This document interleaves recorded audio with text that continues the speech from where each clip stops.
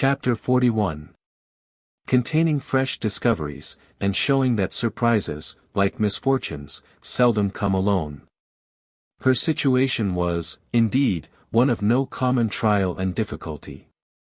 While she felt the most eager and burning desire to penetrate the mystery in which Oliver's history was enveloped, she could not but hold sacred the confidence which the miserable woman with whom she had just conversed, had reposed in her, as a young and guileless girl. Her words and manner had touched Rose Maylie's heart, and, mingled with her love for her young charge, and scarcely less intense in its truth and fervor, was her fond wish to win the outcast back to repentance and hope. They purposed remaining in London only 3 days, prior to departing for some weeks to a distant part of the coast. It was now midnight of the first day. What course of action could she determine upon, which could be adopted in 48 hours? Or how could she postpone the journey without exciting suspicion? Mr. Losberne was with them, and would be for the next 2 days, but Rose was too well acquainted with the excellent gentleman's impetuosity, and foresaw too clearly the wrath with which, in the first explosion of his indignation, he would regard the instrument of Oliver's recapture, to trust him with the secret, when her representations in the girl's behalf could be seconded by no experienced person. These were all reasons for the greatest caution and most circumspect behavior in communicating it to Mrs. Maylie, whose first impulse would infallibly be to hold a conference with the worthy doctor on the subject. As to resorting to any legal adviser, even if she had known how to do so, it was scarcely to be thought of, for the same reason. Once the thought occurred to her of seeking assistance from Harry, but this awakened the recollection of their last parting, and it seemed unworthy of her to call him back, when, the tears rose to her eyes as she pursued this train of reflection, he might have by this time learnt to forget her, and to be happier away. Disturbed by these different reflections, inclining now to one course and then to another, and again recoiling from all, as each successive consideration presented itself to her mind, Rose passed a sleepless and anxious night. After more communing with herself next day, she arrived at the desperate conclusion of consulting Harry. If it be painful to him, she thought, to come back here, how painful it will be to me. But perhaps he will not come, he may write, or he may come himself, and studiously abstain from meeting me. He did when he went away. I hardly thought he would, but it was better for us both. And here Rose dropped the pen, and turned away, as though the very paper which was to be her messenger should not see her weep. She had taken up the same pen, and laid it down again 50 times, and had considered and reconsidered the first line of her letter without writing the first word, when Oliver, who had been walking in the streets, with Mr. Giles for a bodyguard, entered the room in such breathless haste and violent agitation, as seemed to betoken some new cause of alarm. "What makes you look so flurried?" asked Rose, advancing to meet him. "I hardly know how, I feel as if I should be choked," replied the boy. "Oh dear! To think that I should see him at last, and you should be able to know that I have told you the truth." "I never thought you had told us anything but the truth," said Rose, soothing him. "But what is this? Of whom do you speak?" "I have seen the gentleman," replied Oliver, scarcely able to articulate, "the gentleman who was so good to me, Mr. Brownlow, that we have so often talked about." "Where?" asked Rose. "Getting out of a coach," replied Oliver, shedding tears of delight, "and going into a house. I didn't speak to him, I couldn't speak to him, for he didn't see me, and I trembled so, that I was not able to go up to him. But Giles asked, for me, whether he lived there, and they said he did." "Look here," said Oliver, opening a scrap of paper, "here it is, here's where he lives, I'm going there directly." "Oh, dear me, dear me. What shall I do when I come to see him and hear him speak again?" With her attention not a little distracted by these and a great many other incoherent exclamations of joy, Rose read the address, which was Craven Street, in the Strand. She very soon determined upon turning the discovery to account. "Quick," she said. "Tell them to fetch a hackney coach, and be ready to go with me. I will take you there directly, without a minute's loss of time. I will only tell my aunt that we are going out for an hour, and be ready as soon as you are." Oliver needed no prompting to dispatch, and in little more than 5 minutes they were on their way to Craven Street. When they arrived there, Rose left Oliver in the coach, under pretence of preparing the old gentleman to receive him, and sending up her card by the servant, requested to see Mr. Brownlow on very pressing business. The servant soon returned, to beg that she would walk upstairs, and following him into an upper room, Miss Maylie was presented to an elderly gentleman of benevolent appearance, in a bottle-green coat. At no great distance from whom, was seated another old gentleman, in nankeen breeches and gaiters, who did not look particularly benevolent, and who was sitting with his hands clasped on the top of a thick stick, and his chin propped thereupon. "Dear me," said the gentleman, in the bottle-green coat, hastily rising with great politeness, "I beg your pardon, young lady, I imagined it was some importunate person who, I beg you will excuse me." "Be seated, pray." "Mr. Brownlow, I believe, sir," said Rose, glancing from the other gentleman to the one who had spoken. "That is my name," said the old gentleman. "This is my friend, Mr. Grimwig." "Grimwig, will you leave us for a few minutes?"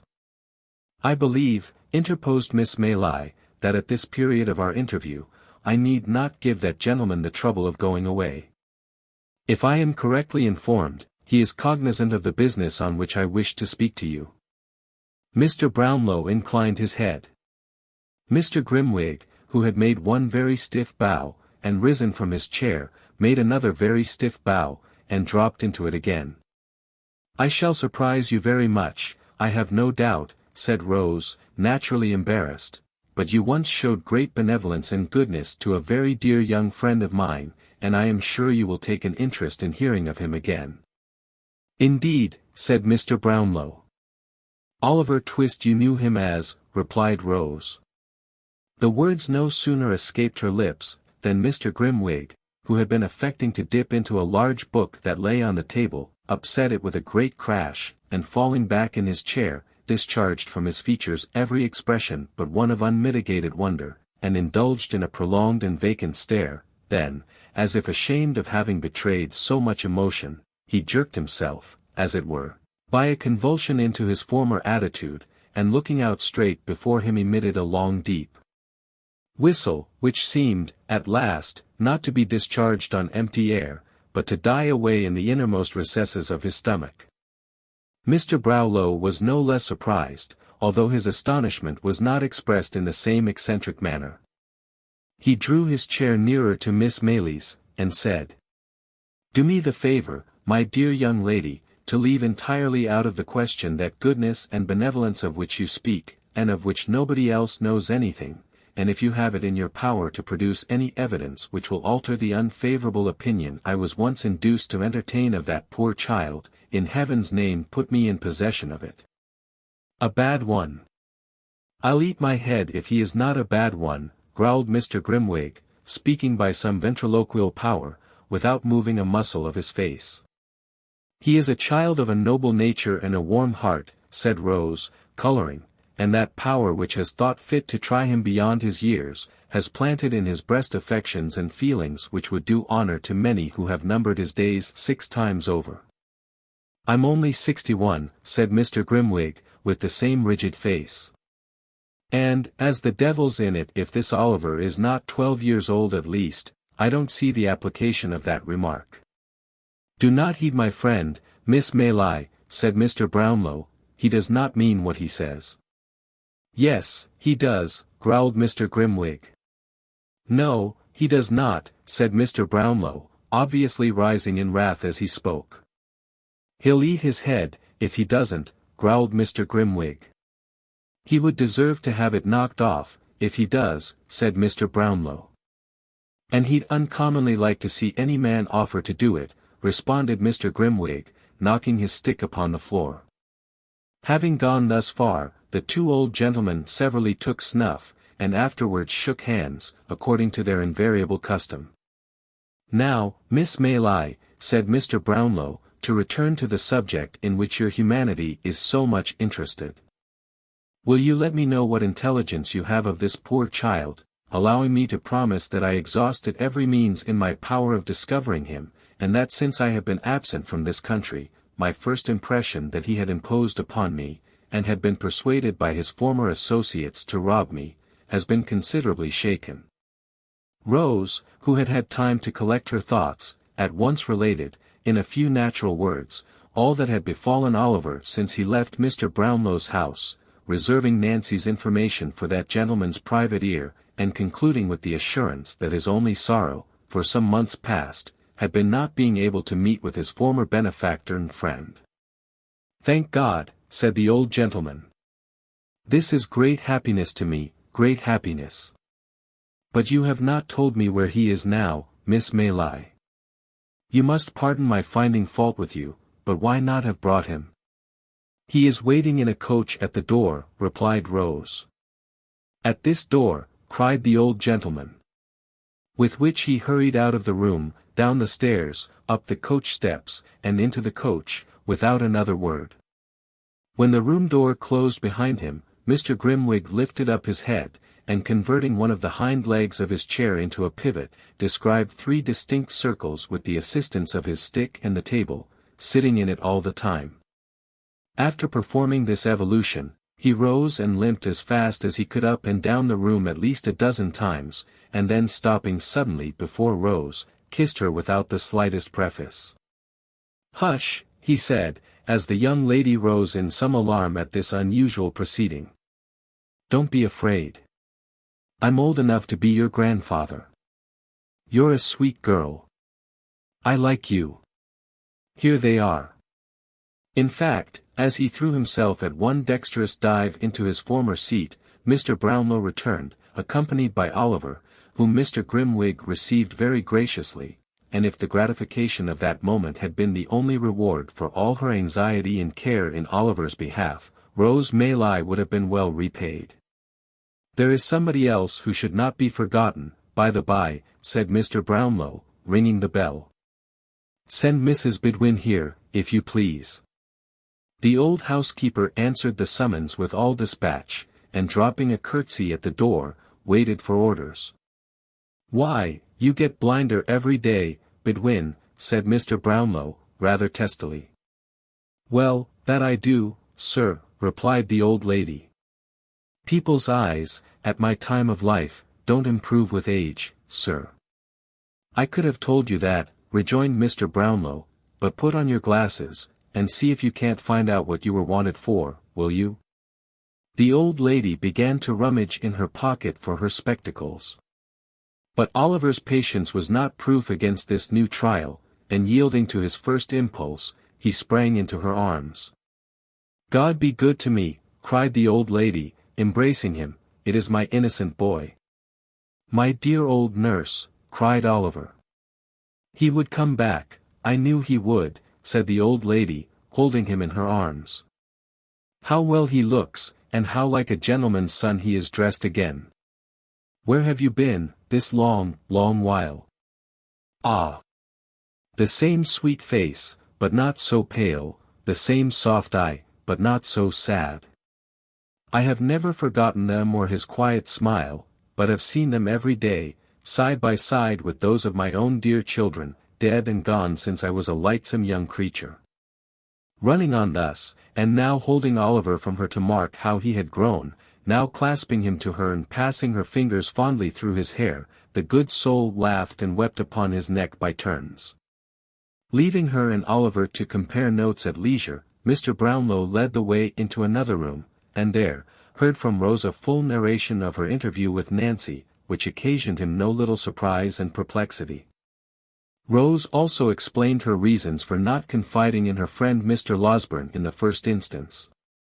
The old gentleman considered that she had acted prudently, and readily undertook to hold solemn conference with the worthy doctor himself.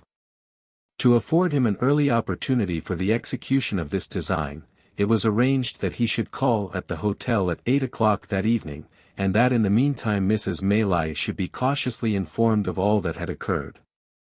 These preliminaries adjusted, Rose and Oliver returned home.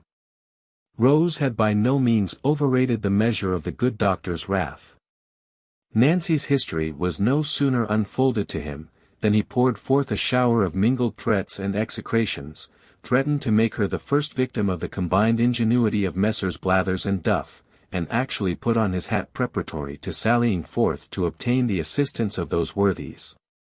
And, doubtless, he would, in this first outbreak, have carried the intention into effect without a moment's consideration of the consequences, if he had not been restrained, in part, by corresponding violence on the side of Mr. Brownlow, who was himself of an irascible temperament, and partly by such arguments and representations as seemed best calculated to dissuade him from his hot-brained purpose. "Then what the devil is to be done?" said the impetuous doctor, when they had rejoined the two ladies. "Are we to pass a vote of thanks to all these vagabonds, male and female, and beg them to accept £100, or so, apiece, as a trifling mark of our esteem, and some slight acknowledgment of their kindness to Oliver?" "Not exactly that," rejoined Mr. Brownlow, laughing, "but we must proceed gently and with great care." "Gentleness and care," exclaimed the doctor. "I'd send them one and all to—" "Never mind where," interposed Mr. Brownlow. "But reflect whether sending them anywhere is likely to attain the object we have in view." "What object?" asked the doctor. "Simply, the discovery of Oliver's parentage, and regaining for him the inheritance of which, if this story be true, he has been fraudulently deprived." "Ah," said Mr. Losberne, cooling himself with his pocket-handkerchief, "I almost forgot that.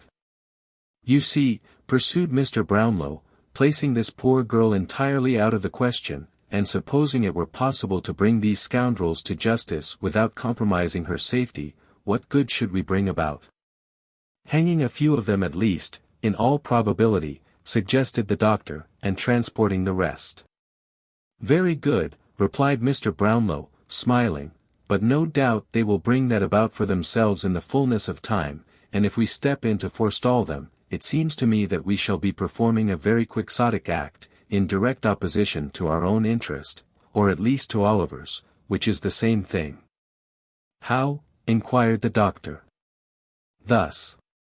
It is quite clear that we shall have extreme difficulty in getting to the bottom of this mystery, unless we can bring this man, Monks, upon his knees.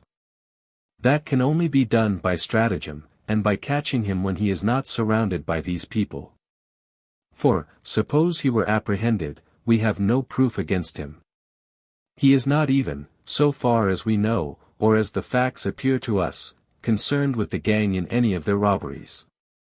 If he were not discharged, it is very unlikely that he could receive any further punishment than being committed to prison as a rogue and vagabond, and of course ever afterwards his mouth would be so obstinately closed that he might as well, for our purposes, be deaf, dumb, blind, and an idiot.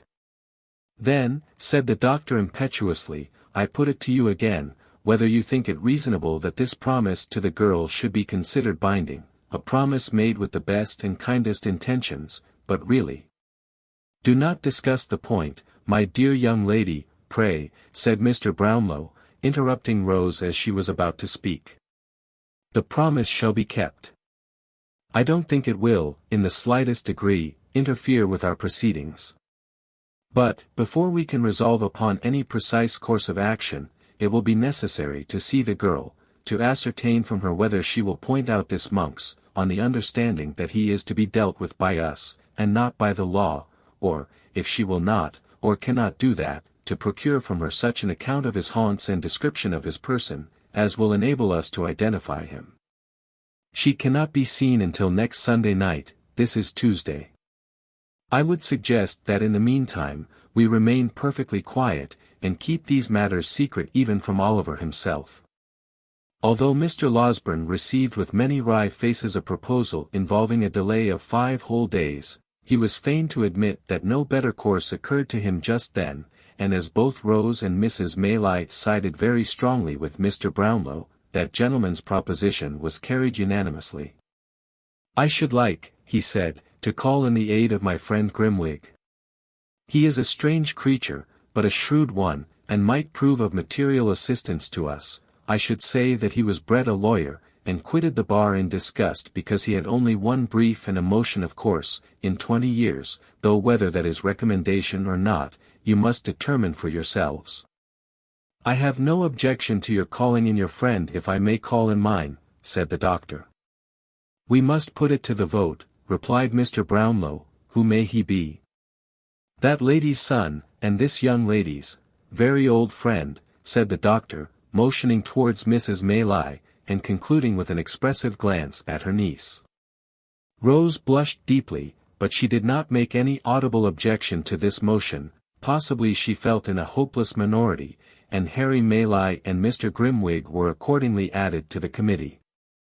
We stay in town, of course, said Mrs. Maylie, while there remains the slightest prospect of prosecuting this inquiry with a chance of success. I will spare neither trouble nor expense in behalf of the object in which we are all so deeply interested, and I am content to remain here, if it be for 12 months, so long as you assure me that any hope remains. Good, rejoined Mr. Brownlow.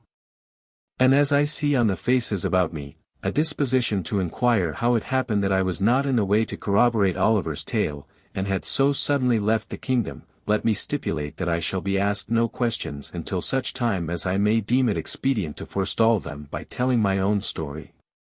Believe me, I make this request with good reason, for I might otherwise excite hopes destined never to be realized, and only increase difficulties and disappointments already quite numerous enough. Come. Supper has been announced, and young Oliver, who is all alone in the next room, will have begun to think, by this time, that we have wearied of his company, and entered into some dark conspiracy to thrust him forth upon the world. With these words, the old gentleman gave his hand to Mrs. Maylie, and escorted her into the supper-room. Mr. Losberne followed, leading Rose, and the council was, for the present, effectually broken up. Chapter 42. An old acquaintance of Oliver's, exhibiting decided marks of genius, becomes a public character in the metropolis. Upon the night when Nancy, having lulled Mr. Sikes to sleep, hurried on her self-imposed mission to Rose Maylie, there advanced towards London, by the Great North Road, 2 persons, upon whom it is expedient that this history should bestow some attention. They were a man and woman, or perhaps they would be better described as a male and female, for the former was one of those long-limbed, knock-kneed, shambling, bony people, to whom it is difficult to assign any precise age, looking as they do, when they are yet boys, like undergrown men, and when they are almost men, like overgrown boys. The woman was young, but of a robust and hearty make, as she need have been to bear the weight of the heavy bundle which was strapped to her back. Her companion was not encumbered with much luggage, as there merely dangled from a stick which he carried over his shoulder, a small parcel wrapped in a common handkerchief, and apparently light enough. This circumstance, added to the length of his legs, which were of unusual extent, enabled him with much ease to keep some half-dozen paces in advance of his companion, to whom he occasionally turned with an impatient jerk of the head, as if reproaching her tardiness, and urging her to greater exertion. Thus, they had toiled along the dusty road, taking little heed of any object within sight, save when they stepped aside to allow a wider passage for the mail coaches which were whirling out of town, until they passed through Highgate Archway, when the foremost traveller stopped and called impatiently to his companion. "Come on, can't yer? What a lazybones you are, Charlotte." "It's a heavy load, I can tell you," said the female, coming up, almost breathless with fatigue. "Heavy? What are you talking about?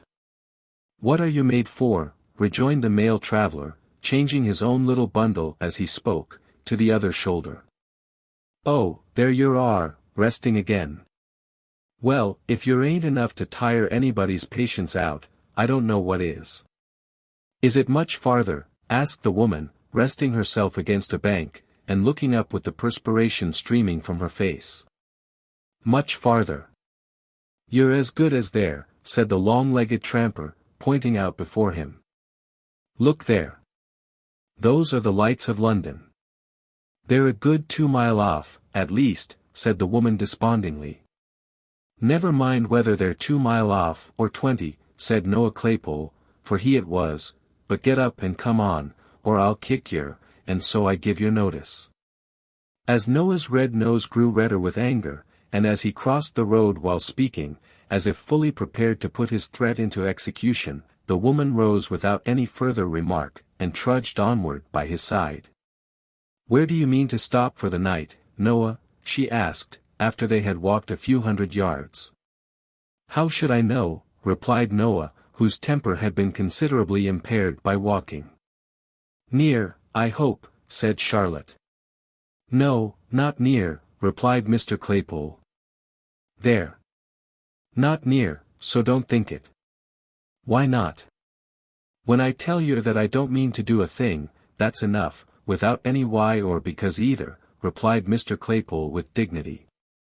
"Well, you needn't be so cross," said his companion. "A pretty thing it would be, wouldn't it, to go and stop at the very first public house outside the town, so that Sowerberry, if he come up after us, might poke in his old nose, and have us taken back in a cart with handcuffs on," said Mr. Claypole in a jeering tone. "No. I shall go and lose myself among the narrowest streets I can find, and not stop till we come to the very out-of-the-wayest house I can set eyes on.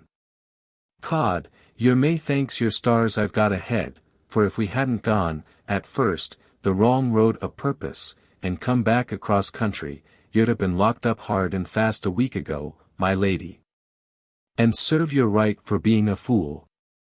"I know I ain't as cunning as you are," replied Charlotte, "but don't put all the blame on me, and say I should have been locked up. You would have been if I had been, anyway. You took the money from the till, you know you did," said Mr. Claypole. "I took it for you, Noah, dear," rejoined Charlotte. "Did I keep it?" asked Mr. Claypole. "No, you trusted in me, and let me carry it like a dear, and so you are," said the lady, chucking him under the chin, and drawing her arm through his. This was indeed the case, but as it was not Mr. Claypole's habit to repose a blind and foolish confidence in anybody, it should be observed, in justice to that gentleman, that he had trusted Charlotte to this extent, in order that, if they were pursued, the money might be found on her, which would leave him an opportunity of asserting his innocence of any theft, and would greatly facilitate his chances of escape. Of course, he entered at this juncture, into no explanation of his motives, and they walked on very lovingly together. In pursuance of this cautious plan, Mr. Claypole went on, without halting, until he arrived at the Angel at Islington, where he wisely judged, from the crowd of passengers and numbers of vehicles, that London began in earnest. Just pausing to observe which appeared the most crowded streets, and consequently the most to be avoided, he crossed into St. John's Road, and was soon deep in the obscurity of the intricate and dirty ways, which, lying between Gray's Inn Lane and Smithfield, render that part of the town one of the lowest and worst that improvement has left in the midst of London. Through these streets, Noah Claypole walked, dragging Charlotte after him, now stepping into the kennel to embrace at a glance the whole external character of some small public house, now jogging on again, as some fancied appearance induced him to believe it too public for his purpose. At length, he stopped in front of one, more humble in appearance and more dirty than any he had yet seen, and, having crossed over and surveyed it from the opposite pavement, graciously announced his intention of putting up there, for the night. "So give us the bundle," said Noah, unstrapping it from the woman's shoulders, and slinging it over his own, "and don't you speak, except when you're spoke to." "What's the name of the house, Thr, 3 what?" "Cripples," said Charlotte. "3 Cripples," repeated Noah, "and a very good sign too. Now, then. Keep close at my heels, and come along." With these injunctions, he pushed the rattling door with his shoulder, and entered the house, followed by his companion. There was nobody in the bar but a young Jew, who, with his 2 elbows on the counter, was reading a dirty newspaper. He stared very hard at Noah, and Noah stared very hard at him. If Noah had been attired in his charity boy's dress, there might have been some reason for the Jew opening his eyes so wide, but as he had discarded the coat and badge, and wore a short smock-frock over his leathers, there seemed no particular reason for his appearance exciting so much attention in a public house. "Is this the Three Cripples?" asked Noah. "That is the Dabe of this ooze," replied the Jew. "A gentleman we met on the road, coming up from the country, recommended us here," said Noah, nudging Charlotte, perhaps to call her attention to this most ingenious device for attracting respect, and perhaps to warn her to betray no surprise. "We want to sleep here tonight." "I be certain you cad," said Barney, who was the attendant sprite, "but I'll inquire." "Show us the tap, and give us a bit of cold meat and a drop of beer while you're inquiring, will yer?" said Noah. Barney complied by ushering them into a small back room, and setting the required viands before them, having done which, he informed the travelers that they could be lodged that night, and left the amiable couple to their refreshment. Now, this back room was immediately behind the bar, and some steps lower, so that any person connected with the house, undrawing a small curtain which concealed a single pane of glass fixed in the wall of the last-named apartment, about 5 feet from its flooring, could not only look down upon any guests in the back room without any great hazard of being observed, the glass being in a dark angle of the wall, between which and a large upright beam the observer had to thrust himself, but could, by applying his ear to the partition, ascertain with tolerable distinctness, their subject of conversation. The landlord of the house had not withdrawn his eye from this place of espial for 5 minutes, and Barney had only just returned from making the communication above related, when Fagin, in the course of his evening's business, came into the bar to inquire after some of his young pupils. "Hush," said Barney, "stratagers ID the next rope." "Strangers," repeated the old man in a whisper. "Ah. Ad rub uds too," added Barney. "Frub the cut try, but subthig in your way, or I be bystaked." Fagin appeared to receive this communication with great interest. Mounting a stool, he cautiously applied his eye to the pane of glass, from which secret post he could see Mr. Claypole taking cold beef from the dish, and porter from the pot, and administering homeopathic doses of both to Charlotte, who sat patiently by, eating and drinking at his pleasure. "Aha," he whispered, looking round to Barney, "I like that fellow's looks. He'd be of use to us, he knows how to train the girl already. Don't make as much noise as a mouse, my dear, and let me hear em talk, let me hear em." He again applied his eye to the glass, and turning his ear to the partition, listened attentively, with a subtle and eager look upon his face, that might have appertained to some old goblin. "So I mean to be a gentleman," said Mr. Claypole, kicking out his legs, and continuing a conversation, the commencement of which Fagin had arrived too late to hear. "No more jolly old coffins, Charlotte, but a gentleman's life for me, and, if you're like, you shall be a lady." "I should like that well enough, dear," replied Charlotte, "but tills ain't to be emptied every day, and people to get clear off after it." "Tills be blowed," said Mr. Claypole, "there's more things besides tills to be emptied." "What do you mean?" asked his companion. "Pockets, women's ridicules, houses, mail coaches, banks," said Mr. Claypole, rising with the porter. "But you can't do all that, dear," said Charlotte. "I shall look out to get into company with them as can," replied Noah. "They'll be able to make us useful some way or another. Why, you yourself are worth 50 women, I never see such a precious sly and deceitful creetur as yer can be when I let yer." "Lor, how nice it is to hear yer say so," exclaimed Charlotte, imprinting a kiss upon his ugly face. "There, that'll do, don't yer be too affectionate, in case I'm cross with yer," said Noah, disengaging himself with great gravity.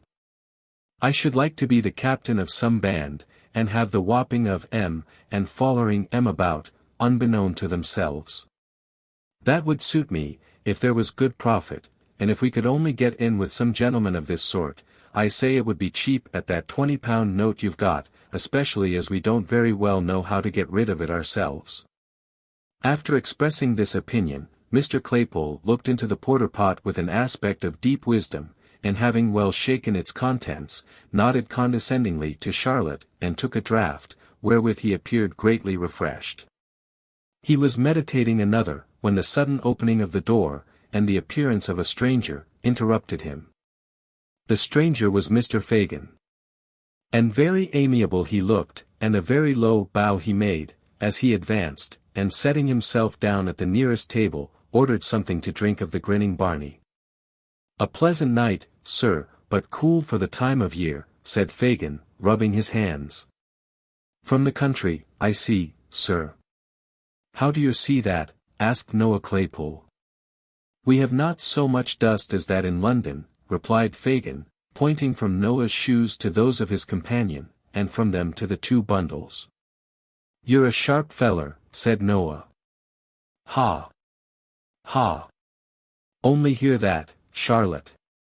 "Why, one need be sharp in this town, my dear," replied the Jew, sinking his voice to a confidential whisper, "and that's the truth." Fagin followed up this remark by striking the side of his nose with his right forefinger, a gesture which Noah attempted to imitate, though not with complete success, in consequence of his own nose not being large enough for the purpose. However, Mr. Fagin seemed to interpret the endeavor as expressing a perfect coincidence with his opinion, and put about the liquor which Barney reappeared with, in a very friendly manner. "Good stuff that," observed Mr. Claypole, smacking his lips. "Dear," said Fagin. "A man need be always emptying a till, or a pocket, or a woman's reticule, or a house, or a mail coach, or a bank, if he drinks it regularly." Mr. Claypole no sooner heard this extract from his own remarks than he fell back in his chair, and looked from the Jew to Charlotte with a countenance of ashy paleness and excessive terror. "Don't mind me, my dear," said Fagin, drawing his chair closer. "Ha! Ha! It was lucky it was only me that heard you by chance. It was very lucky it was only me." "I didn't take it," stammered Noah, no longer stretching out his legs like an independent gentleman, but coiling them up as well as he could under his chair. "It was all her doing. You've got it now, Charlotte, you know you have." "No matter who's got it, or who did it, my dear," replied Fagin, glancing, nevertheless, with a hawk's eye at the girl and the two bundles. "I'm in that way myself, and I like you for it." "In what way?" asked Mr. Claypole, a little recovering. "In that way of business," rejoined Fagin, "and so are the people of the house. You've hit the right nail upon the head, and are as safe here as you could be. There is not a safer place in all this town than is the Cripples, that is, when I like to make it so. And I have taken a fancy to you and a young woman, so I've said the word, and you may make your minds easy."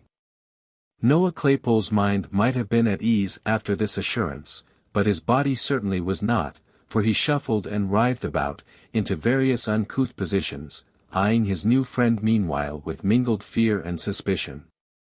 "I'll tell you more," said Fagin, after he had reassured the girl, by dint of friendly nods and muttered encouragements. "I have got a friend that I think can gratify your darling wish, and put you in the right way, where you can take whatever department of the business you think will suit you best at first, and be taught all the others." "You speak as if you were in earnest," replied Noah. "What advantage would it be to me to be anything else?" inquired Fagin, shrugging his shoulders. "Here. Let me have a word with you outside." "There's no occasion to trouble ourselves to move," said Noah, getting his legs by gradual degrees abroad again. "She'll take the luggage upstairs the while. Charlotte, see to them bundles." This mandate, which had been delivered with great majesty, was obeyed without the slightest demur, and Charlotte made the best of her way off with the packages while Noah held the door open and watched her out. "She's kept tolerably well under, ain't she?" he asked as he resumed his seat, in the tone of a keeper who had tamed some wild animal. "Quite perfect," rejoined Fagin, clapping him on the shoulder. "You're a genius, my dear." "Why, I suppose if I wasn't, I shouldn't be here," replied Noah. "But, I say, she'll be back if you lose time." "Now, what do you think?" said Fagin. If you was to like my friend, could you do better than join him? Is he in a good way of business? That's where it is, responded Noah, winking one of his little eyes. The top of the tree, employs a power of hands, has the very best society in the profession. Regular town maters? Asked Mr. Claypole. Not a countryman among them, and I don't think he'd take you, even on my recommendation, if he didn't run rather short of assistance just now, replied Fagin. Should I have to hand over, said Noah, slapping his breeches pocket. It couldn't possibly be done without, replied Fagin, in a most decided manner. £20, though, it's a lot of money. Not when it's in a note you can't get rid of, retorted Fagin. Number and date taken, I suppose. Payment stopped at the bank. Ah. It's not worth much to him. It'll have to go abroad, and he couldn't sell it for a great deal in the market. When could I see him? Asked Noah doubtfully. Tomorrow morning. Where? Here. Said Noah. What's the wages? Live like a gentleman, board and lodging, pipes and spirits free, half of all you earn, and half of all the young woman earns, replied Mr. Fagin.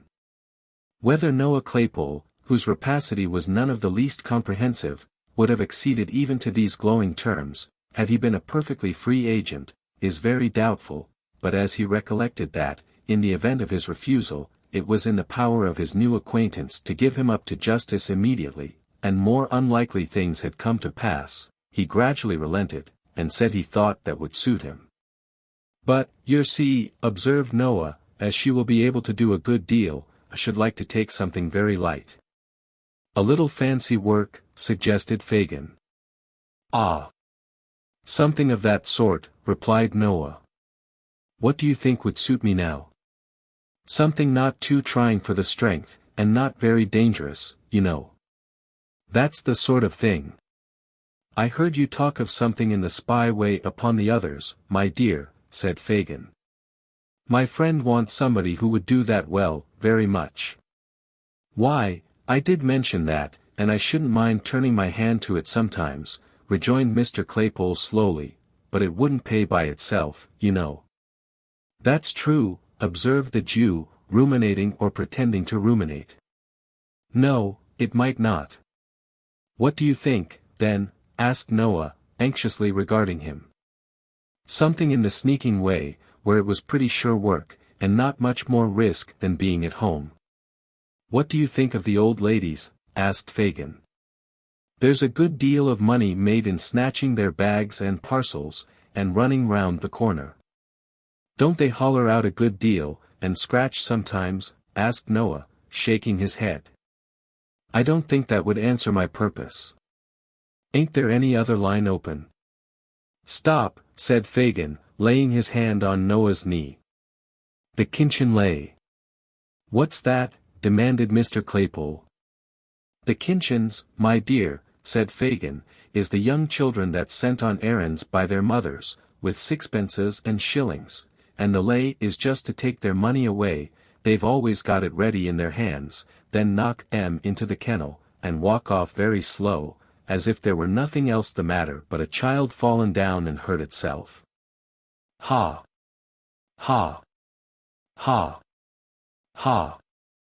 Ha! Roared Mr. Claypole, kicking up his legs in an ecstasy. Lord, that's the very thing. To be sure it is, replied Fagin, and you can have a few good beats chalked out in Camden Town, and Battle Bridge, and neighborhoods like that, where they're always going errands, and you can upset as many kinchins as you want, any hour in the day. Ha! Ha! Ha! With this, Fagin poked Mr. Claypole in the side, and they joined in a burst of laughter both long and loud. Well, that's all right, said Noah, when he had recovered himself, and Charlotte had returned. What time tomorrow shall we say? Will 10 do? Asked Fagin, adding, as Mr. Claypole nodded assent, what name shall I tell my good friend? Mr. Bolter, replied Noah, who had prepared himself for such emergency. Mr. Morris Bolter. This is Mrs. Boulter. Mrs. Boulter's humble servant, said Fagin, bowing with grotesque politeness. I hope I shall know her better very shortly. Do you hear the gentleman, Charlotte? Thundered Mr. Claypole.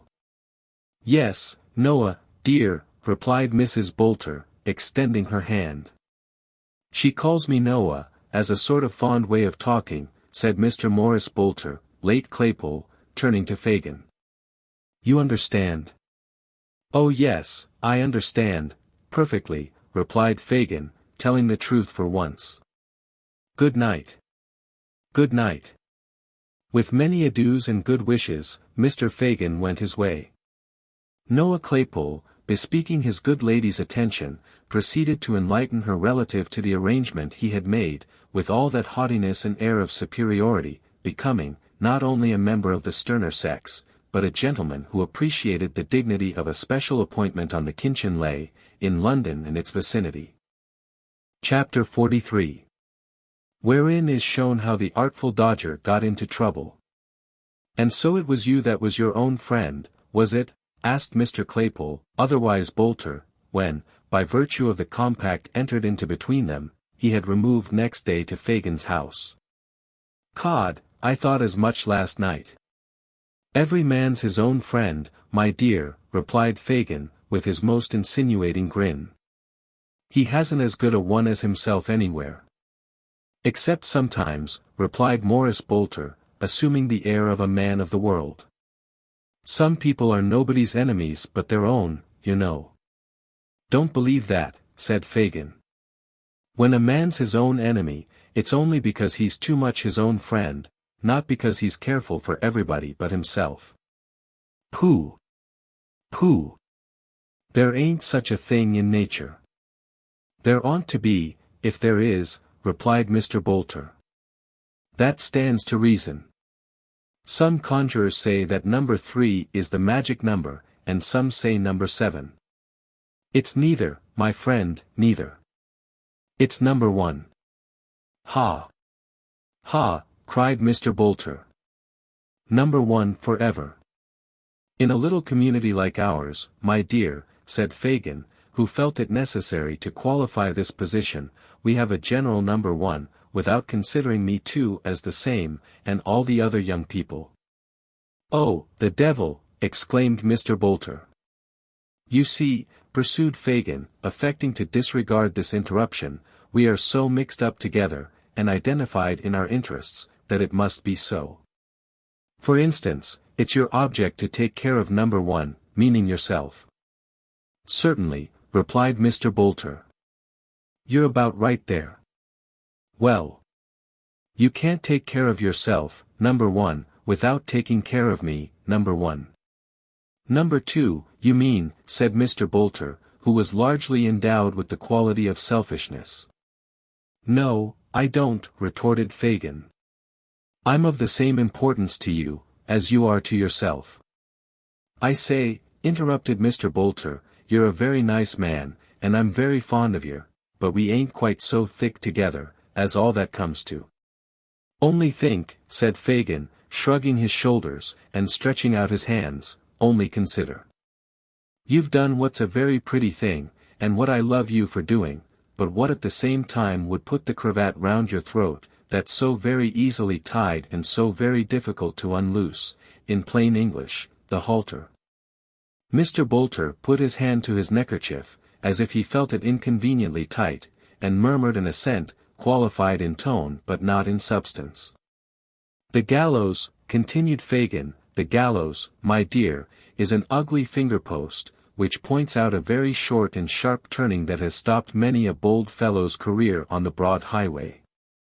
To keep in the easy road, and keep it at a distance, is object number 1 with you. Of course it is, replied Mr. Boulter. What do you talk about such things for? Only to show you my meaning clearly, said the Jew, raising his eyebrows. To be able to do that, you depend upon me. To keep my little business all snug, I depend upon you. The first is your number 1, the second my number 1. The more you value your number 1, the more careful you must be of mine, so we come at last to what I told you at first, that a regard for number one holds us all together, and must do so, unless we would all go to pieces in company. That's true, rejoined Mr. Bolter, thoughtfully. Oh. You're a cunning old codger. Mr. Fagin saw, with delight, that this tribute to his powers was no mere compliment, but that he had really impressed his recruit with a sense of his wily genius, which it was most important that he should entertain in the outset of their acquaintance. To strengthen an impression so desirable and useful, he followed up the blow by acquainting him, in some detail, with the magnitude and extent of his operations, blending truth and fiction together, as best served his purpose, and bringing both to bear, with so much art, that Mr. Bolter's respect visibly increased, and became tempered, at the same time, with a degree of wholesome fear, which it was highly desirable to awaken. It's this mutual trust we have in each other that consoles me under heavy losses, said Fagin. My best hand was taken from me, yesterday morning. You don't mean to say he died, cried Mr. Bolter. No, no, replied Fagin, not so bad as that. Not quite so bad. What, I suppose he was wanted, interposed Fagin. Yes, he was wanted. Very particular, inquired Mr. Bolter. No, replied Fagin, not very. He was charged with attempting to pick a pocket, and they found a silver snuff box on him, his own, my dear, his own, for he took snuff himself, and was very fond of it. They remanded him till today, for they thought they knew the owner. Ah! He was worth 50 boxes, and I'd give the price of as many to have him back. You should have known the dodger, my dear, you should have known the dodger. Well, but I shall know him, I hope, don't you think so, said Mr. Bolter.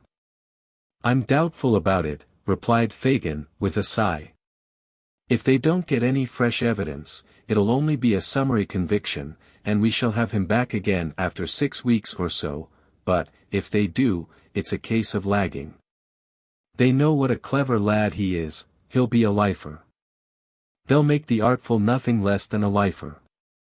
What do you mean by lagging and a lifer? Demanded Mr. Bolter. What's the good of talking in that way to me? Why don't you speak so as I can understand you? Fagin was about to translate these mysterious expressions into the vulgar tongue, and, being interpreted, Mr. Bolter would have been informed that they represented that combination of words, transportation for life, when the dialogue was cut short by the entry of Master Bates, with his hands in his breeches pockets and his face twisted into a look of semi-comical woe. It's all up, Fagin, said Charlie, when he and his new companion had been made known to each other. What do you mean? They've found the gentleman as owns the box, 2 or 3 more's a-coming to identify him, and the artful's booked for a passage out, replied Master Bates. I must have a full suit of mourning, Fagin, and a hatband, to visit him in, afore he sets out upon his travels. To think of Jack Dawkins, Lummy Jack, the Dodger, the artful Dodger, going abroad for a common 2penny halfpenny sneeze-box. I never thought he'd have done it under a gold watch, chain, and seals, at the lowest. Oh, why didn't he rob some rich old gentleman of all his valuables, and go out as a gentleman, and not like a common prig, without no honor nor glory? With this expression of feeling for his unfortunate friend, Master Bates sat himself on the nearest chair with an aspect of chagrin and despondency. What do you talk about his having neither honor or glory for? Exclaimed Fagin, darting an angry look at his pupil. Wasn't he always the top sawyer among you all? Is there one of you that could touch him or come near him on any scent? Not one, replied Master Bates, in a voice rendered husky by regret, not one. Then what do you talk of? Replied Fagin angrily, what are you blubbering for? 'Cause it isn't on the record, is it? Said Charlie, chafed into perfect defiance of his venerable friend by the current of his regrets, 'cause it can't come out in the dictment, 'cause nobody will never know half of what he was. How will he stand in the Newgate calendar? P'raps not be there at all. Oh, my eye, what a blow it is. Ha! Ha! cried Fagin, extending his right hand, and turning to Mr. Bolter in a fit of chuckling which shook him as though he had the palsy. See what a pride they take in their profession, my dear. Ain't it beautiful? Mr. Bolter nodded assent, and Fagin, after contemplating the grief of Charlie Bates for some seconds with evident satisfaction, stepped up to that young gentleman and patted him on the shoulder. Never mind, Charlie, said Fagin soothingly, it'll come out, it'll be sure to come out. They'll all know what a clever fellow he was, he'll show it himself, and not disgrace his old pals and teachers. Think how young he is too. What a distinction, Charlie, to be lagged at his time of life. Well, it is a honor that is, said Charlie, a little consoled. He shall have all he wants, continued the Jew. He shall be kept in the stone jug, Charlie, like a gentleman. Like a gentleman. With his beer every day, and money in his pocket to pitch and toss with, if he can't spend it. No, shall he though? Cried Charlie Bates. Aye, that he shall, replied Fagin, and we'll have a big wig, Charlie, one that's got the greatest gift of the gab, to carry on his defense, and he shall make a speech for himself too, if he likes, and we'll read it all in the papers. Artful dodger, shrieks of laughter, here the court was convulsed. Charlie, Ha! Ha! Laughed Master Bates, what a lark that would be, wouldn't it, Fagin? I say, how the artful would bother them, wouldn't he? Would, cried Fagin.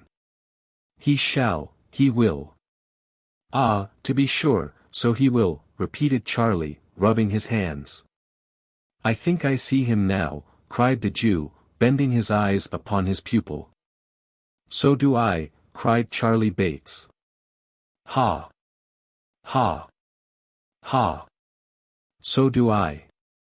I see it all afore me, upon my soul I do, Fagin. What a game! What a regular game!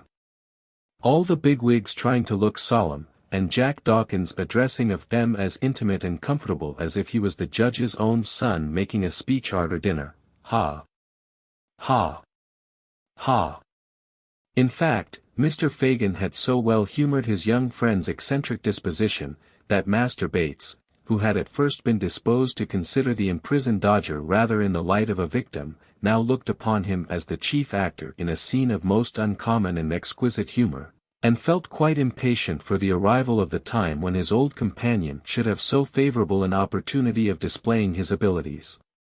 We must know how he gets on today, by some handy means or other, said Fagin. Let me think. Shall I go? Asked Charlie. Not for the world, replied Fagin. Are you mad, my dear, stark mad, that you'd walk into the very place where, no, Charlie, no. One is enough to lose at a time. You don't mean to go yourself, I suppose, said Charlie with a humorous leer. That wouldn't quite fit, replied Fagin shaking his head. Then why don't you send this new cove? Asked Master Bates, laying his hand on Noah's arm. Nobody knows him. Why, if he didn't mind, observed Fagin. Mind, interposed Charlie. What should he have to mind? Really nothing, my dear, said Fagin, turning to Mr. Bolter, really nothing. Oh, I dare say about that, you know, observed Noah, backing towards the door, and shaking his head with a kind of sober alarm. No, no, none of that. It's not in my department, that ain't. What department has he got, Fagin? Inquired Master Bates, surveying Noah's lank form with much disgust. The cutting away when there's anything wrong, and the eating all the wittles when there's everything right, is that his branch? Never mind, retorted Mr. Bolter, and don't you take liberties with your superiors, little boy, or you'll find yourself in the wrong shop. Master Bates laughed so vehemently at this magnificent threat, that it was some time before Fagin could interpose, and represent to Mr. Bolter that he incurred no possible danger in visiting the police office, that, inasmuch as no account of the little affair in which he had engaged, nor any description of his person, had yet been forwarded to the metropolis, It was very probable that he was not even suspected of having resorted to it for shelter, and that, if he were properly disguised, it would be as safe a spot for him to visit as any in London, inasmuch as it would be, of all places, the very last, to which he could be supposed likely to resort of his own free will. Persuaded, in part, by these representations, but overborne in a much greater degree by his fear of Fagin, Mr. Boulter at length consented, with a very bad grace, to undertake the expedition.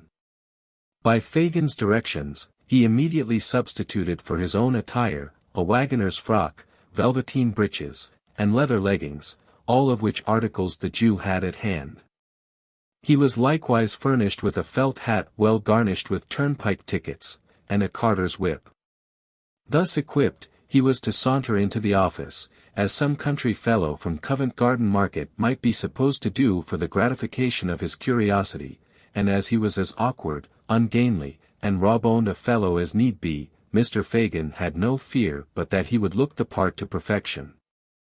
These arrangements completed, he was informed of the necessary signs and tokens by which to recognize the artful dodger, and was conveyed by Master Bates through dark and winding ways to within a very short distance of Bow Street. Having described the precise situation of the office, and accompanied it with copious directions how he was to walk straight up the passage, and when he got into the side, and pull off his hat as he went into the room, Charlie Bates bade him hurry on alone, and promised to bide his return on the spot of their parting. Noah Claypole, or Morris Boulter as the reader pleases, punctually followed the directions he had received, which, Master Bates being pretty well acquainted with the locality, were so exact that he was enabled to gain the magisterial presence without asking any question, or meeting with any interruption by the way.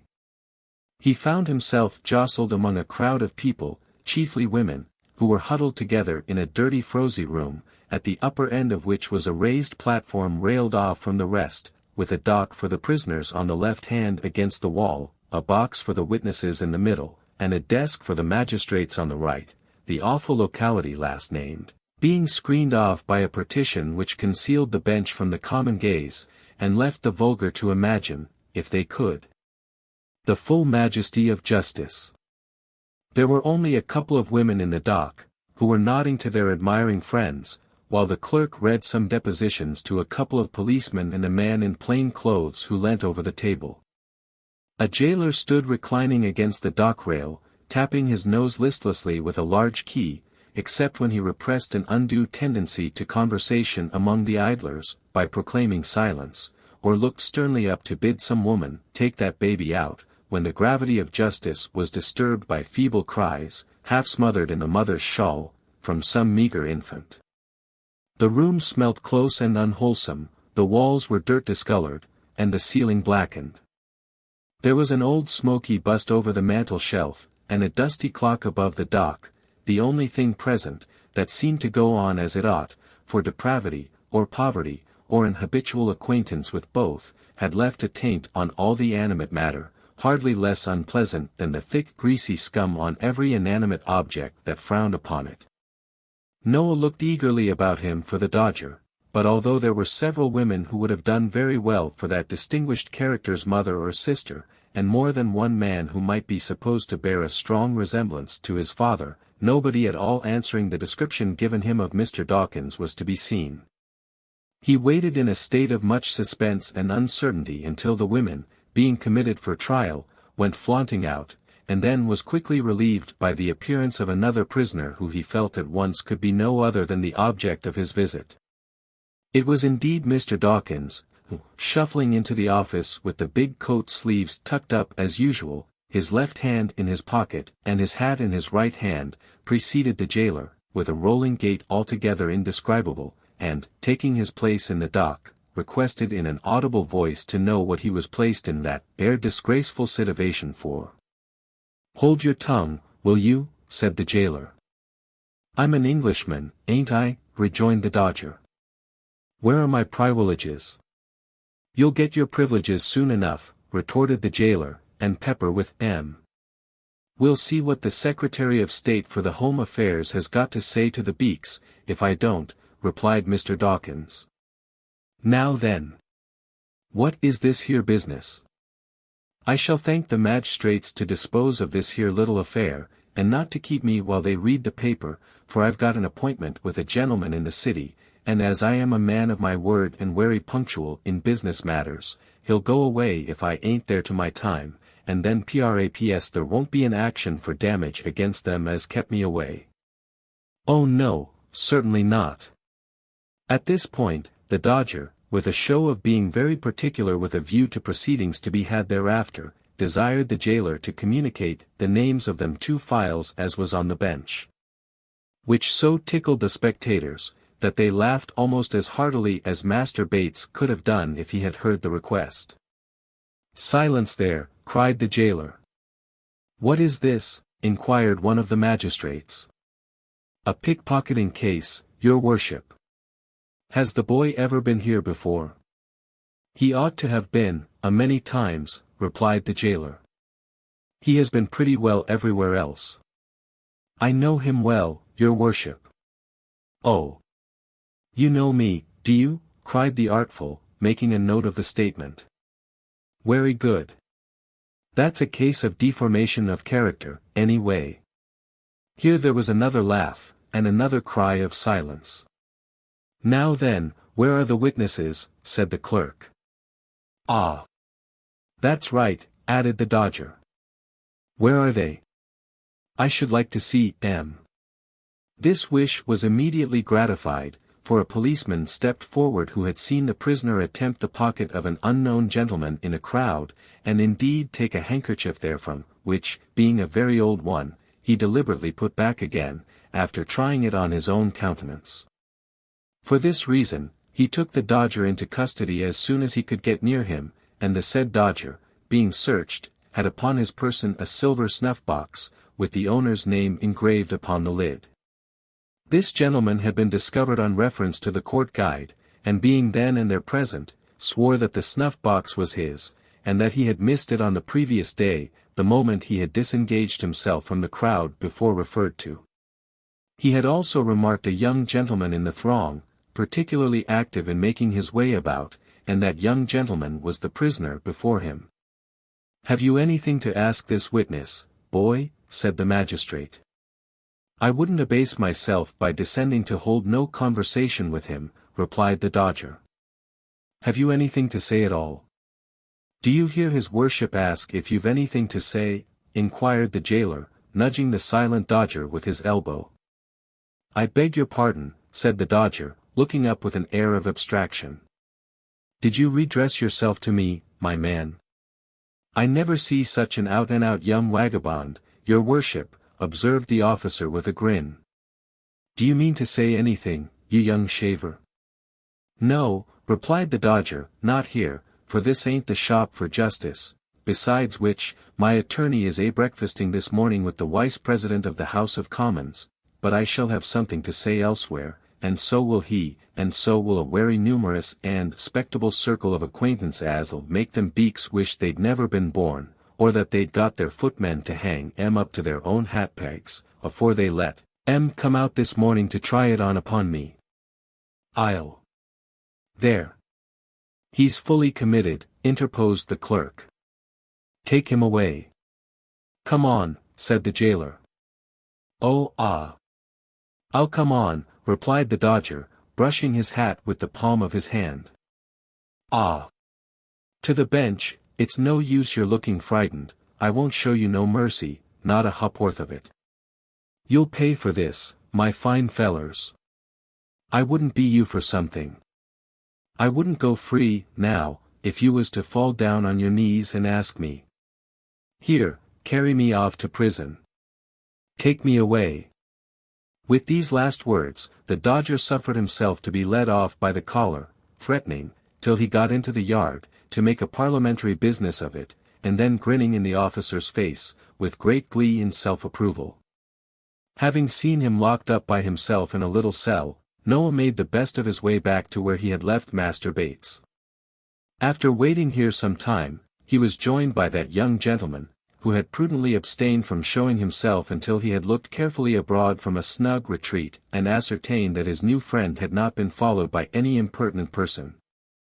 The two hastened back together, to bear to Mr. Fagin the animating news that the Dodger was doing full justice to his bringing up, and establishing for himself a glorious reputation. Chapter 44. The time arrives for Nancy to redeem her pledge to Rose Maylie. She fails. Adept as she was, in all the arts of cunning and dissimulation, the girl Nancy could not wholly conceal the effect which the knowledge of the step she had taken, wrought upon her mind. She remembered that both the crafty Jew and the brutal Sikes had confided to her schemes, which had been hidden from all others, in the full confidence that she was trustworthy and beyond the reach of their suspicion. Vile as those schemes were, desperate as were their originators, and bitter as were her feelings towards Fagin, who had led her, step by step, deeper and deeper down into an abyss of crime and misery, whence was no escape, still, there were times when, even towards him, she felt some relenting, lest her disclosure should bring him within the iron grasp he had so long eluded, and he should fall at last, richly as he merited such a fate, by her hand.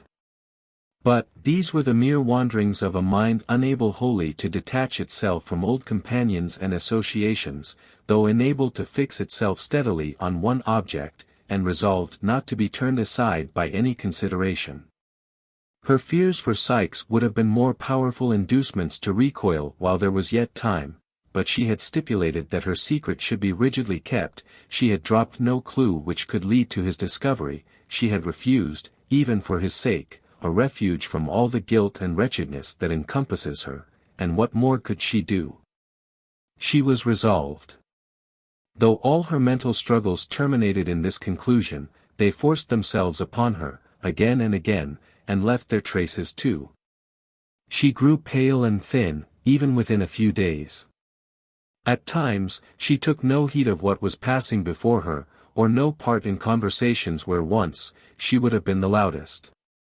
At other times, she laughed without merriment, and was noisy without a moment afterwards. She sat silent and dejected, brooding with her head upon her hands, while the very effort by which she roused herself, told, more forcibly than even these indications, that she was ill at ease, and that her thoughts were occupied with matters very different and distant from those in the course of discussion by her companions. It was Sunday night, and the bell of the nearest church struck the hour. Sikes and the Jew were talking, but they paused to listen. The girl looked up from the low seat on which she crouched, and listened too. 11. An hour this side of midnight, said Sikes, raising the blind to look out and returning to his seat. Dark and heavy it is too. A good night for business this. Ah, replied Fagin. What a pity, Bill, my dear, that there's none quite ready to be done. You're right for once, replied Sikes gruffly. It is a pity, for I'm in the humor too. Fagin sighed, and shook his head despondingly. We must make up for lost time when we've got things into a good train. That's all I know, said Sikes. That's the way to talk, my dear, replied Fagin, venturing to pat him on the shoulder. It does me good to hear you. Does you good, does it? Cried Sikes. Well, so be it. Ha! Ha! Ha! Laughed Fagin, as if he were relieved by even this concession. You're like yourself tonight, Bill. Quite like yourself. I don't feel like myself when you lay that withered old claw on my shoulder, so take it away, said Sikes, casting off the Jew's hand. It make you nervous, Bill, reminds you of being nabbed, does it? Said Fagin, determined not to be offended. Reminds me of being nabbed by the devil, returned Sikes. There never was another man with such a face as yours, unless it was your father, and I suppose he is singeing his grizzled red beard by this time, unless you came straight from the old on without any father at all betwixt you, which I shouldn't wonder at, a bit. Fagin offered no reply to this compliment, but, pulling Sikes by the sleeve, pointed his finger towards Nancy, who had taken advantage of the foregoing conversation to put on her bonnet, and was now leaving the room. Hullo, cried Sikes. Nance. Where's the gal going to at this time of night? Not far. What answers that? Retorted Sikes. Do you hear me? I don't know where, replied the girl. Then I do, said Sikes, more in the spirit of obstinacy than because he had any real objection to the girl going where she listed. Nowhere. Sit down. I'm not well. I told you that before, rejoined the girl. I want a breath of air. Put your head out of the winder, replied Sikes. There's not enough there, said the girl. I want it in the street. Then you won't have it, replied Sikes. With which assurance he rose, locked the door, took the key out, and pulling her bonnet from her head, flung it up to the top of an old press. There, said the robber. Now stop quietly where you are, will you? It's not such a matter as a bonnet would keep me, said the girl turning very pale. What do you mean, Bill? Do you know what you're doing? Know what oh, cried Sikes, turning to Fagin, she's out of her senses, you know, or she daren't talk to me in that way. You'll drive me on to something desperate, muttered the girl placing both hands upon her breast, as though to keep down by force some violent outbreak. Let me go, will you, this minute, this instant. No, said Sikes. Tell him to let me go, Fagin. He had better. It'll be better for him. Do you hear me? Cried Nancy, stamping her foot upon the ground. Hear you, repeated Sikes, turning round in his chair to confront her. Aye. And if I hear you for half a minute longer, the dog shall have such a grip on your throat as'll tear some of that screaming voice out. What has come over you, you jade? What is it? Let me go, said the girl with great earnestness, then sitting herself down on the floor, before the door, she said, Bill, let me go, you don't know what you are doing. You don't, indeed. For only 1 hour, do. Cut my limbs off one by one, cried Sikes, seizing her roughly by the arm, if I don't think the gal's stark raving mad. Get up. Not till you let me go, not till you let me go, never, never, screamed the girl. Sikes looked on, for a minute, watching his opportunity, and suddenly pinioning her hands dragged her, struggling and wrestling with him by the way, into a small room adjoining, where he sat himself on a bench, and thrusting her into a chair, held her down by force. She struggled and implored by turns until 12 o'clock had struck, and then, wearied and exhausted, ceased to contest the point any further.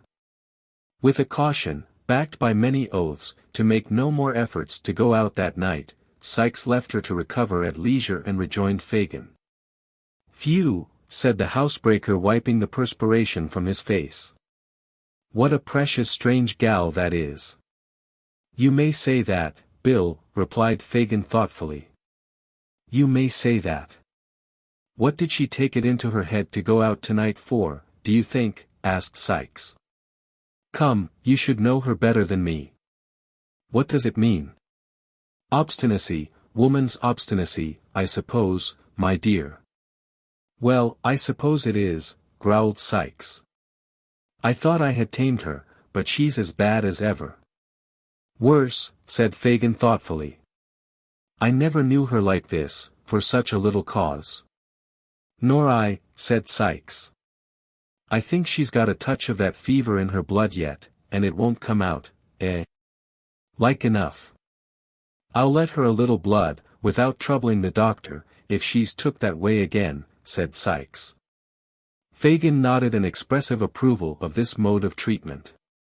She was hanging about me all day, and night too, when I was stretched on my back, and you, like a black-heart wolf as you are, kept yourself aloof, said Sikes. We was poor too, all the time, and I think, one way or other, it's worried and fretted her, and that being shut up here so long has made her restless, eh? That's it, my dear, replied the Jew in a whisper. Hush. As he uttered these words, the girl herself appeared and resumed her former seat. Her eyes were swollen and red, she rocked herself to and fro, tossed her head, and, after a little time, burst out laughing.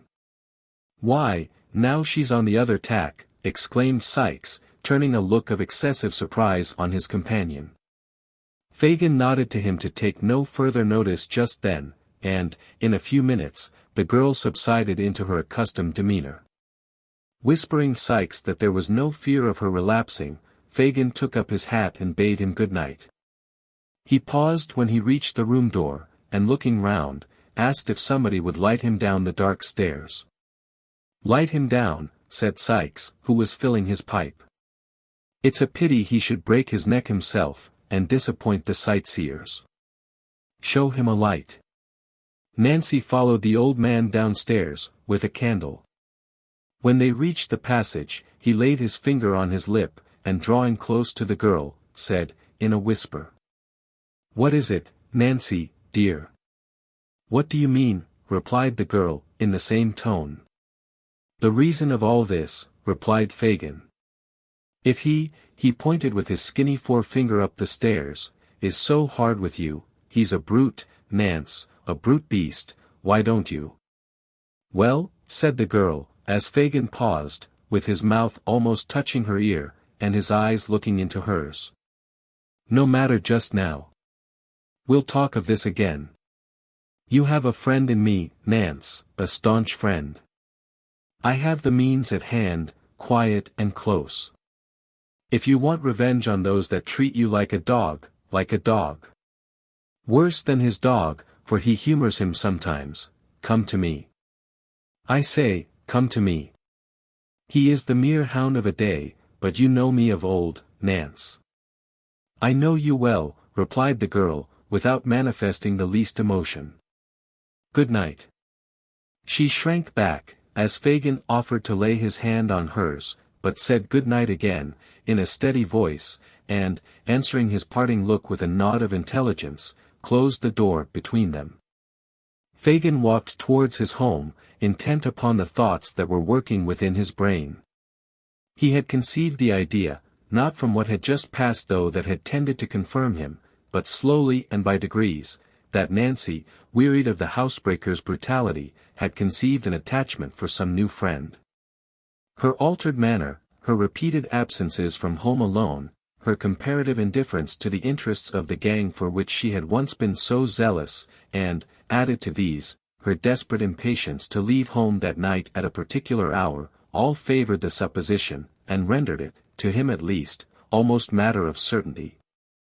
The object of this new liking was not among his myrmidons. He would be a valuable acquisition with such an assistant as Nancy, and must, thus Fagin argued, be secured without delay. There was another, and a darker object, to be gained. Sikes knew too much, and his ruffian taunts had not galled Fagin the less, because the wounds were hidden. The girl must know, well, that if she shook him off, she could never be safe from his fury, and that it would be surely wreaked, to the maiming of limbs, or perhaps the loss of life, on the object of her more recent fancy. With a little persuasion, thought Fagin, what more likely than that she would consent to poison him? Women have done such things, and worse, to secure the same object before now. There would be the dangerous villain, the man I hate, gone, another secured in his place, and my influence over the girl, with a knowledge of this crime to back it, unlimited. These things passed through the mind of Fagin, during the short time he sat alone, in the housebreaker's room, and with them uppermost in his thoughts, he had taken the opportunity afterwards afforded him, of sounding the girl in the broken hints he threw out at parting. There was no expression of surprise, no assumption of an inability to understand his meaning. The girl clearly comprehended it. Her glance at parting showed that. But perhaps she would recoil from a plot to take the life of Sikes, and that was one of the chief ends to be attained. How, thought Fagin, as he crept homeward, can I increase my influence with her? What new power can I acquire? Such brains are fertile in expedients. If, without extracting a confession from herself, he laid a watch, discovered the object of her altered regard, and threatened to reveal the whole history to Sikes, of whom she stood in no common fear, unless she entered into his designs, could he not secure her compliance? "I can," said Fagin, almost aloud. "She durst not refuse me then. Not for her life, not for her life. I have it all. The means are ready, and shall be set to work. I shall have you yet. He cast back a dark look, and a threatening motion of the hand, towards the spot where he had left the bolder villain, and went on his way, busying his bony hands in the folds of his tattered garment, which he wrenched tightly in his grasp, as though there were a hated enemy crushed with every motion of his fingers. Chapter 45. Noah Claypole is employed by Fagin on a secret mission. The old man was up, betimes, next morning, and waited impatiently for the appearance of his new associate, who after a delay that seemed interminable, at length presented himself, and commenced a voracious assault on the breakfast. "Bolter," said Fagin, drawing up a chair and seating himself opposite Morris Bolter. "Well, here I am," returned Noah. "What's the matter? Don't you ask me to do anything till I have done eating. That's a great fault in this place. You never get time enough over your meals.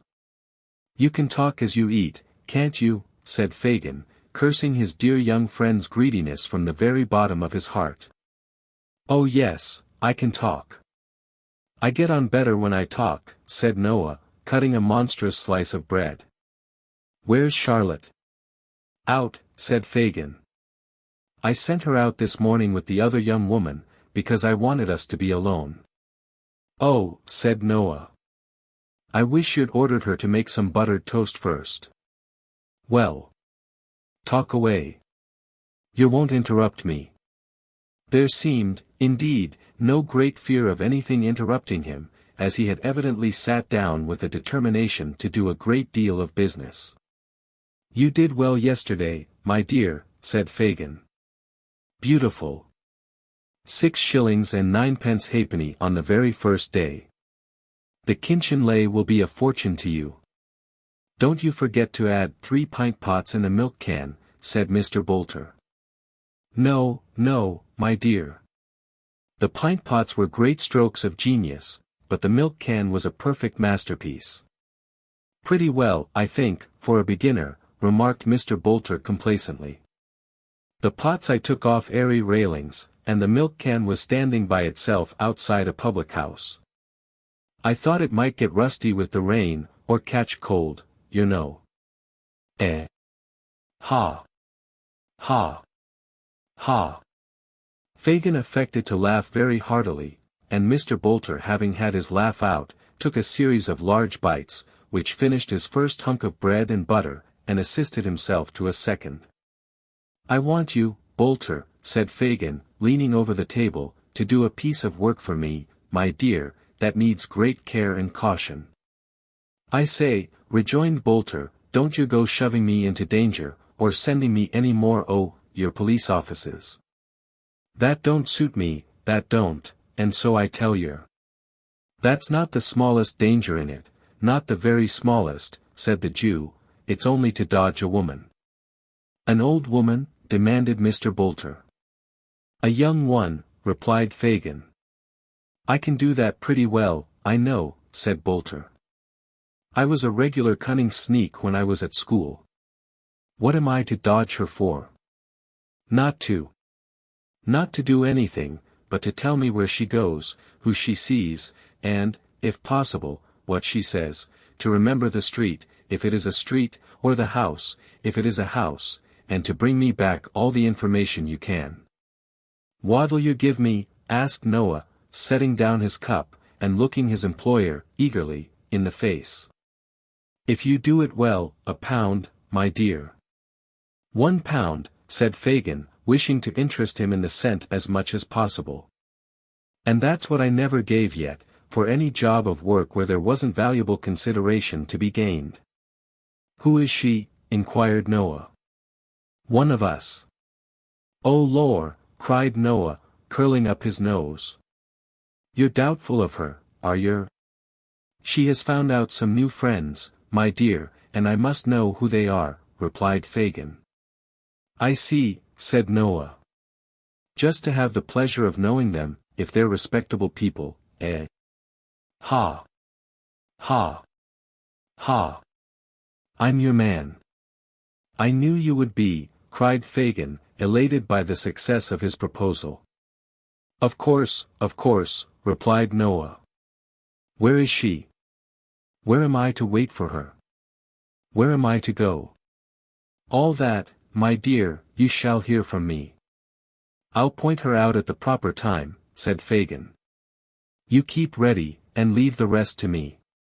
That night, and the next again, the spy sat booted and equipped in his carter's dress, ready to turn out at a word from Fagin. 6 nights passed, 6 long weary nights, and on each, Fagin came home with a disappointed face, and briefly intimated that it was not yet time. On the 7th, he returned earlier, and with an exultation he could not conceal. It was Sunday. She goes abroad tonight, said Fagin, and on the right errand, I'm sure, for she has been alone all day, and the man she is afraid of will not be back much before daybreak. Come with me. Quick. Noah started up without saying a word, for the Jew was in a state of such intense excitement that it infected him. They left the house stealthily, and hurrying through a labyrinth of streets, arrived at length before a public house, which Noah recognized as the same in which he had slept, on the night of his arrival in London. It was past 11 o'clock, and the door was closed. It opened softly on its hinges as Fagin gave a low whistle. They entered, without noise, and the door was closed behind them. Scarcely venturing to whisper, but substituting dumb show for words, Fagin, and the young Jew who had admitted them, pointed out the pane of glass to Noah, and signed to him to climb up and observe the person in the adjoining room. Is that the woman? He asked, scarcely above his breath. Fagin nodded yes. I can't see her face well, whispered Noah. She is looking down, and the candle is behind her. Stay there, whispered Fagin. He signed to Barney, who withdrew. In an instant, the lad entered the room adjoining, and, under pretense of snuffing the candle, moved it in the required position, and, speaking to the girl, caused her to raise her face. I see her now, cried the spy. Plainly. I should know her among 1,000. He hastily descended, as the room door opened, and the girl came out. Fagin drew him behind a small partition which was curtained off, and they held their breaths as she passed within a few feet of their place of concealment, and emerged by the door at which they had entered. Hist! Cried the lad who held the door. Dow! Noah exchanged a look with Fagin, and darted out. To the left, whispered the lad, take the left hand, and keep OD the other side. He did so, and, by the light of the lamps, saw the girl's retreating figure, already at some distance before him. He advanced as near as he considered prudent, and kept on the opposite side of the street, the better to observe her motions. She looked nervously round, twice or thrice, and once stopped to let 2 men who were following close behind her, pass on. She seemed to gather courage as she advanced, and to walk with a steadier and firmer step. The spy preserved the same relative distance between them, and followed, with his eye upon her. Chapter 46. The appointment kept. The church clocks chimed 11:15, as 2 figures emerged on London Bridge. One, which advanced with a swift and rapid step, was that of a woman who looked eagerly about her as though in quest of some expected object. The other figure was that of a man, who slunk along in the deepest shadow he could find, and, at some distance, accommodated his pace to hers, stopping when she stopped, and as she moved again, creeping stealthily on, but never allowing himself, in the ardor of his pursuit, to gain upon her footsteps. Thus, they crossed the bridge, from the Middlesex to the Surrey shore, when the woman, apparently disappointed in her anxious scrutiny of the foot passengers, turned back. The movement was sudden, but he who watched her, was not thrown off his guard by it, for, shrinking into one of the recesses which surmount the piers of the bridge, and leaning over the parapet the better to conceal his figure, he suffered her to pass on the opposite pavement. When she was about the same distance in advance as she had been before, he slipped quietly down, and followed her again. At nearly the center of the bridge, she stopped. The man stopped too. It was a very dark night. The day had been unfavorable, and at that hour and place there were few people stirring. Such as there were, hurried quickly past, very possibly without seeing, but certainly without noticing, either the woman, or the man who kept her in view. Their appearance was not calculated to attract the importunate regards of such of London's destitute population, as chanced to take their way over the bridge that night in search of some cold arch or doorless hovel wherein to lay their heads. They stood there in silence, neither speaking nor spoken to, by any one who passed. A mist hung over the river, deepening the red glare of the fires that burnt upon the small craft moored off the different wharfs, and rendering darker and more indistinct the murky buildings on the banks. The old smoke-stained storehouses on either side, rose heavy and dull from the dense mass of roofs and gables, and frowned sternly upon water too black to reflect even their lumbering shapes. The tower of old St. Saviour's Church, and the spire of St. Magnus, so long the giant warders of the ancient bridge, were visible in the gloom, but the forest of shipping below bridge, and the thickly scattered spires of churches above, were nearly all hidden from sight. The girl had taken a few restless turns to and fro, closely watched meanwhile by her hidden observer, when the heavy bell of St. Paul's tolled for the death of another day. Midnight had come upon the crowded city.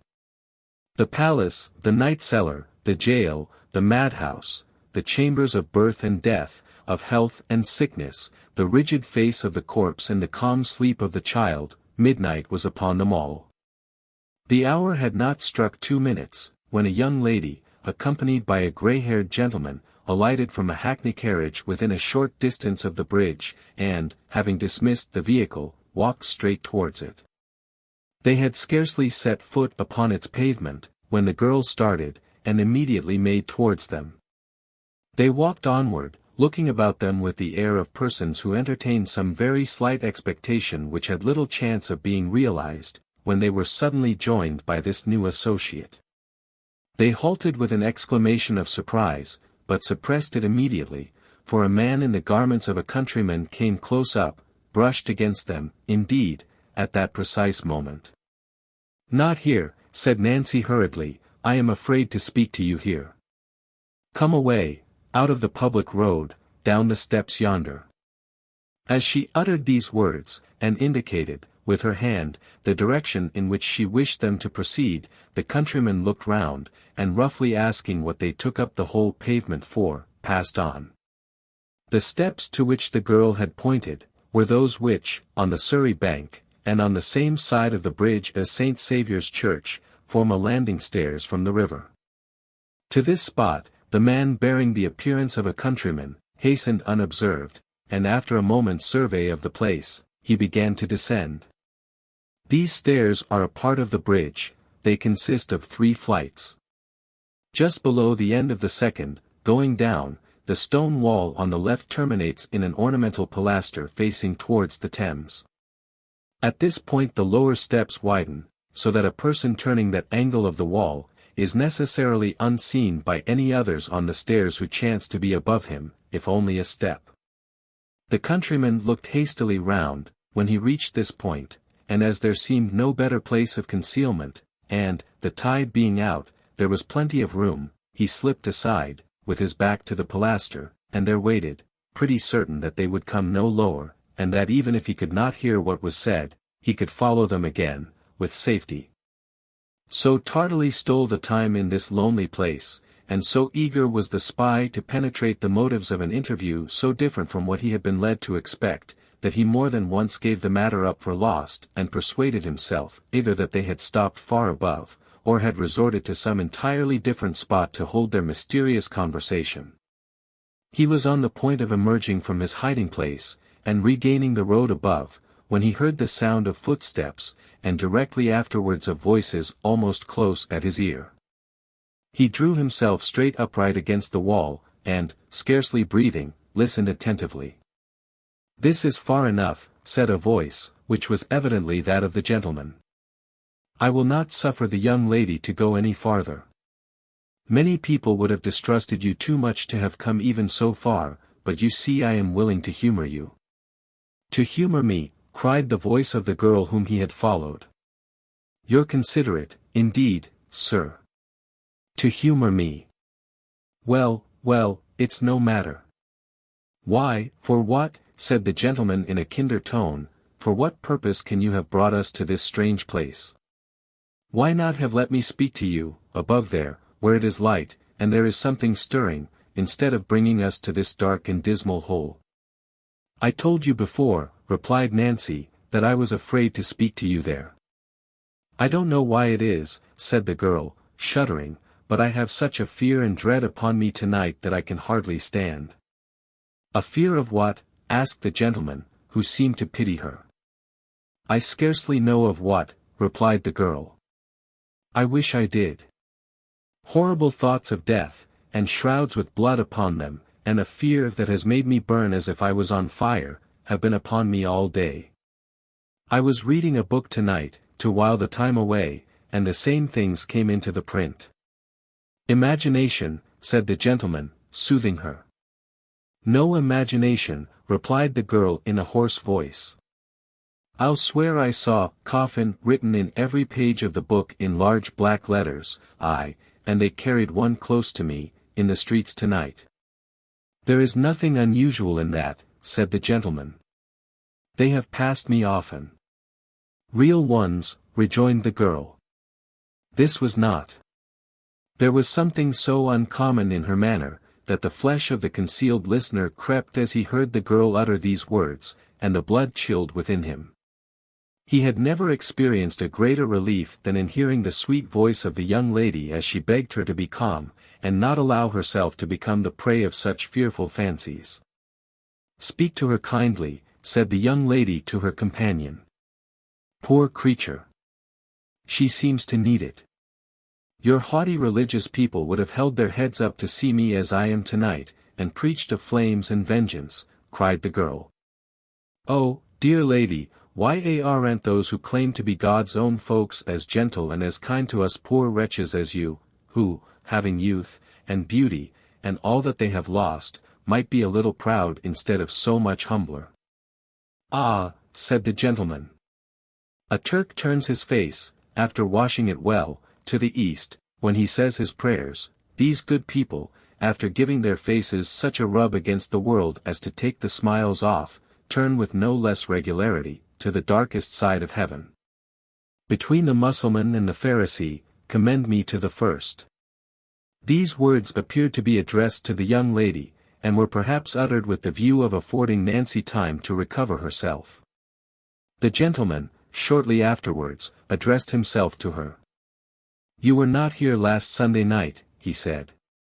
I couldn't come, replied Nancy, I was kept by force. By whom? Him that I told the young lady of before. You are not suspected of holding any communication with anybody on the subject which has brought us here tonight, I hope, asked the old gentleman. No, replied the girl, shaking her head. It's not very easy for me to leave him unless he knows why. I couldn't give him a drink of laudanum before I came away. Did he awake before you returned? Inquired the gentleman. No, and neither he nor any of them suspect me. Good, said the gentleman. Now listen to me. I am ready, replied the girl, as he paused for a moment. This young lady, the gentleman began, has communicated to me, and to some other friends who can be safely trusted, what you told her nearly a fortnight since. I confess to you that I had doubts, at first, whether you were to be implicitly relied upon, but now I firmly believe you are. I am, said the girl earnestly. I repeat that I firmly believe it.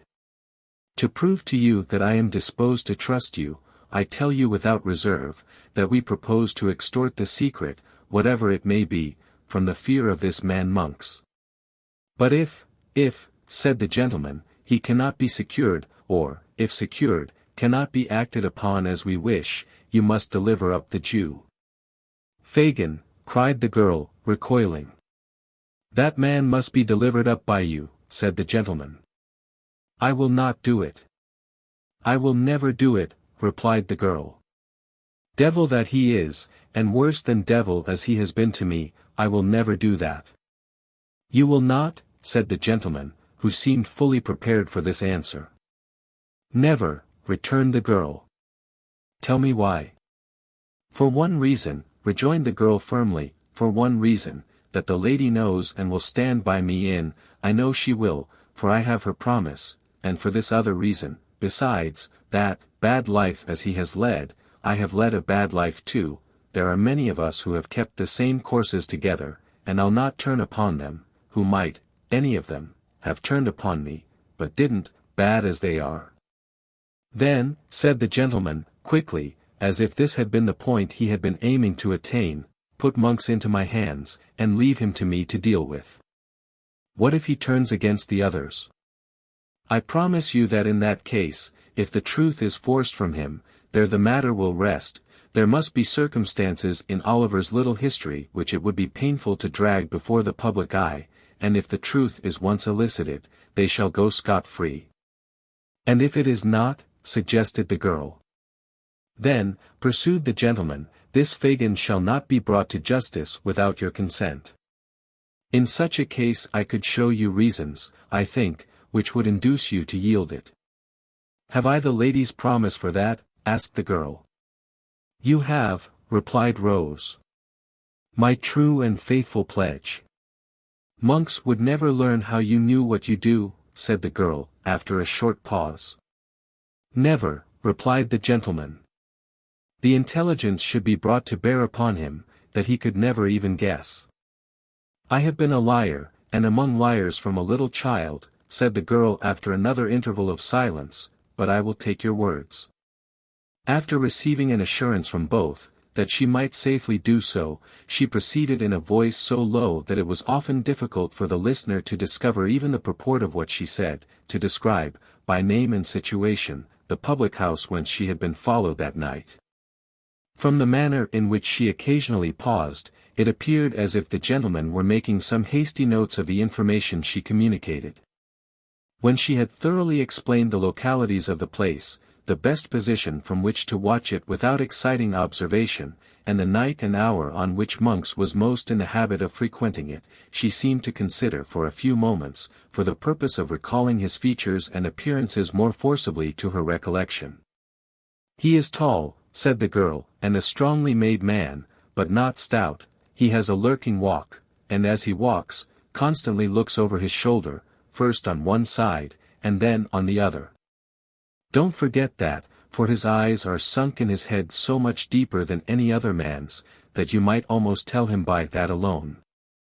His face is dark, like his hair and eyes, and, although he can't be more than 6 or 28, withered and haggard. His lips are often discolored and disfigured with the marks of teeth, for he has desperate fits, and sometimes even bites his hands and covers them with wounds. Why did you start? Said the girl, stopping suddenly. The gentleman replied, in a hurried manner, that he was not conscious of having done so, and begged her to proceed. Part of this, said the girl, I have drawn out from other people at the house I tell you of, for I have only seen him twice, and both times he was covered up in a large cloak. I think that's all I can give you to know him by. Stay though, she added. Upon his throat, so high that you can see a part of it below his neckerchief when he turns his face, there is a broad red mark, like a burn or scald, cried the gentleman. How's this? Said the girl. You know him. The young lady uttered a cry of surprise, and for a few moments they were so still that the listener could distinctly hear them breathe. I think I do, said the gentleman, breaking silence. I should buy your description. We shall see. Many people are singularly like each other. It may not be the same. As he expressed himself to this effect, with assumed carelessness, he took a step or two nearer the concealed spy, as the latter could tell from the distinctness with which he heard him mutter, it must be he.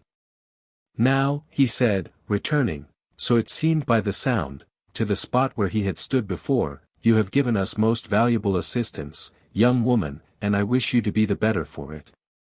What can I do to serve you? Nothing, replied Nancy. You will not persist in saying that, rejoined the gentleman, with a voice and emphasis of kindness that might have touched a much harder and more obdurate heart. "Think now. Tell me." "Nothing, sir," rejoined the girl, weeping. "You can do nothing to help me. I am past all hope, indeed." "You put yourself beyond its pale," said the gentleman. "The past has been a dreary waste with you, of youthful energies misspent, and such priceless treasures lavished, as the Creator bestows but once and never grants again, but, for the future, you may hope. I do not say that it is in our power to offer you peace of heart and mind, for that must come as you seek it, but a quiet asylum, either in England, or, if you fear to remain here, in some foreign country, it is not only within the compass of our ability but our most anxious wish to secure you. Before the dawn of morning, before this river wakes to the first glimpse of daylight, you shall be placed as entirely beyond the reach of your former associates, and leave as utter an absence of all trace behind you, as if you were to disappear from the earth this moment. Come. I would not have you go back to exchange one word with any old companion, or take one look at any old haunt, or breathe the very air which is pestilence and death to you. Quit them all, while there is time and opportunity." "She will be persuaded now," cried the young lady. "She hesitates, I am sure." "I fear not, my dear," said the gentleman. "No, sir, I do not," replied the girl, after a short struggle. "I am chained to my old life. I loathe and hate it now, but I cannot leave it. I must have gone too far to turn back, and yet I don't know, for if you had spoken to me so, some time ago, I should have laughed it off. But," she said, looking hastily round, "this fear comes over me again. I must go home." "Home," repeated the young lady, with great stress upon the word. "Home, lady," rejoined the girl. "To such a home as I have raised for myself with the work of my whole life. Let us part. I shall be watched or seen. Go. Go. If I have done you any service, all I ask is, that you leave me, and let me go my way alone." "It is useless," said the gentleman, with a sigh. "We compromise her safety, perhaps, by staying here. We may have detained her longer than she expected already." "Yes, yes," urged the girl. "You have." "What," cried the young lady, "can be the end of this poor creature's life?" "What?" repeated the girl. "Look before you, lady. Look at that dark water. How many times do you read of such as I who spring into the tide, and leave no living thing, to care for, or bewail them? It may be years hence, or it may be only months, but I shall come to that at last." "Do not speak thus, pray," returned the young lady, sobbing. "It will never reach your ears, dear lady, and God forbid such horrors should," replied the girl. "Good night, good night." The gentleman turned away. "This purse," cried the young lady. "Take it for my sake, that you may have some resource in an hour of need and trouble." "No," replied the girl. "I have not done this for money. Let me have that to think of. And yet, give me something that you have worn, I should like to have something, no, no, not a ring, your gloves or handkerchief, anything that I can keep as having belonged to you, sweet lady. There. Bless you. God bless you. Good night, good night." The violent agitation of the girl, and the apprehension of some discovery which would subject her to ill usage and violence, seemed to determine the gentleman to leave her, as she requested. The sound of retreating footsteps were audible and the voices ceased. The two figures of the young lady and her companion soon afterwards appeared upon the bridge. They stopped at the summit of the stairs. "Hark!" cried the young lady, listening. "Did she call? I thought I heard her voice." "No, my love," replied Mr. Brownlow, looking sadly back. "She has not moved, and will not till we are gone." Rose Maylie lingered, but the old gentleman drew her arm through his, and led her, with gentle force, away.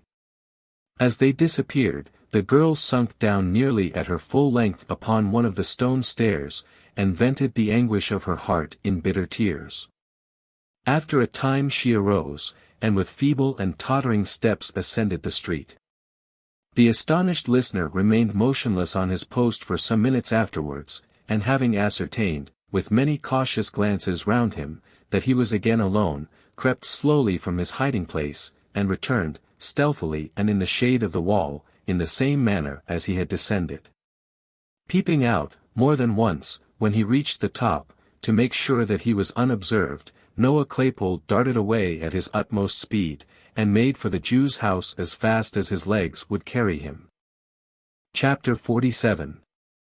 Fatal Consequences. It was nearly 2 hours before daybreak, that time which in the autumn of the year, may be truly called the dead of night, when the streets are silent and deserted, when even sounds appear to slumber, and profligacy and riot have staggered home to dream. It was at this still and silent hour, that Fagin sat watching in his old lair, with face so distorted and pale, and eyes so red and bloodshot, that he looked less like a man, than like some hideous phantom, moist from the grave, and worried by an evil spirit. He sat crouching over a cold hearth, wrapped in an old torn coverlet, with his face turned towards a wasting candle that stood upon a table by his side. His right hand was raised to his lips, and as, absorbed in thought, he bit his long black nails, he disclosed among his toothless gums a few such fangs as should have been a dog's or rat's. Stretched upon a mattress on the floor, lay Noah Claypole, fast asleep. Towards him the old man sometimes directed his eyes for an instant, and then brought them back again to the candle, which with a long burnt wick drooping almost double, and hot grease falling down in clots upon the table, plainly showed that his thoughts were busy elsewhere. Indeed they were.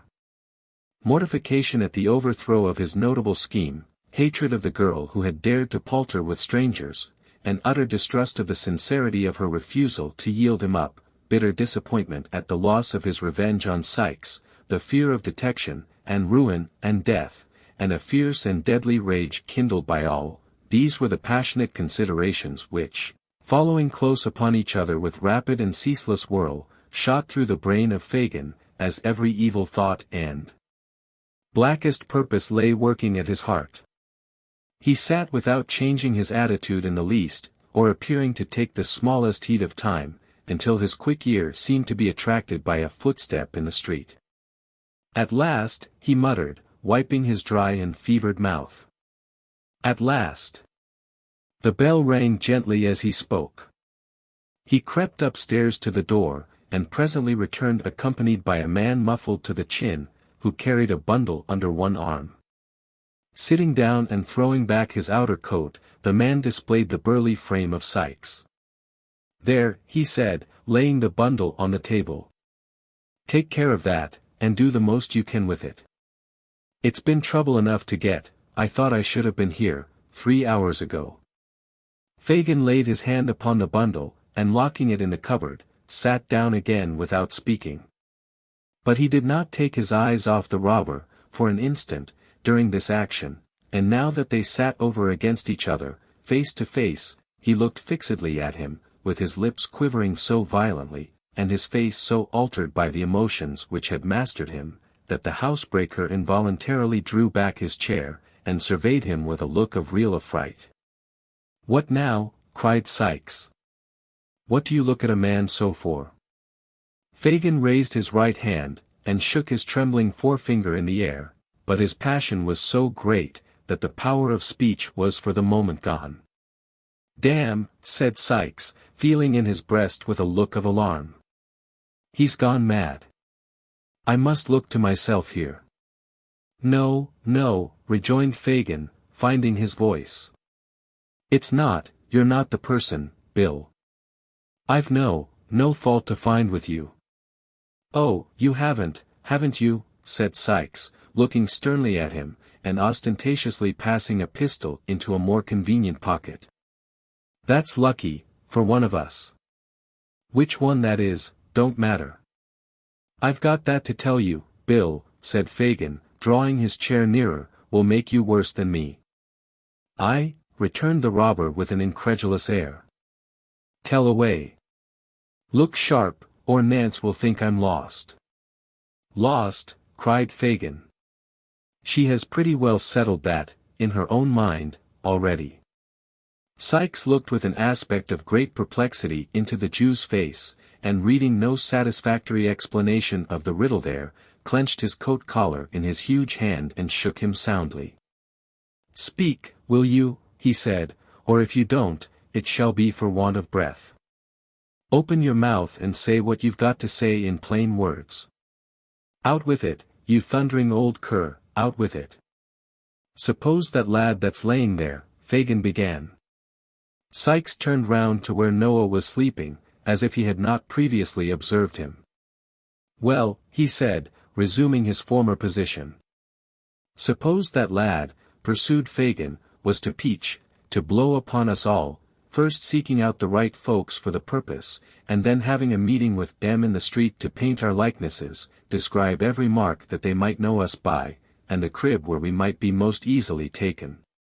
Suppose he was to do all this, and besides to blow upon a plan we've all been in, more or less, of his own fancy, not grabbed, trapped, tried, earwigged by the parson and brought to it on bread and water, but of his own fancy, to please his own taste, stealing out at nights to find those most interested against us, and peaching to them." "Do you hear me?" cried the Jew, his eyes flashing with rage. "Suppose he did all this, what then?" "What then?" replied Sikes, with a tremendous oath. "If he was left alive till I came, I'd grind his skull under the iron heel of my boot into as many grains as there are hairs upon his head." "What if I did it?" cried Fagin almost in a yell. "I, that knows so much, and could hang so many besides myself."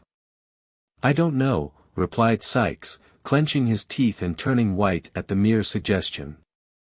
"I'd do something in the jail that you'd get me put in irons, and if I was tried along with you, I'd fall upon you with them in the open court, and beat your brains out afore the people."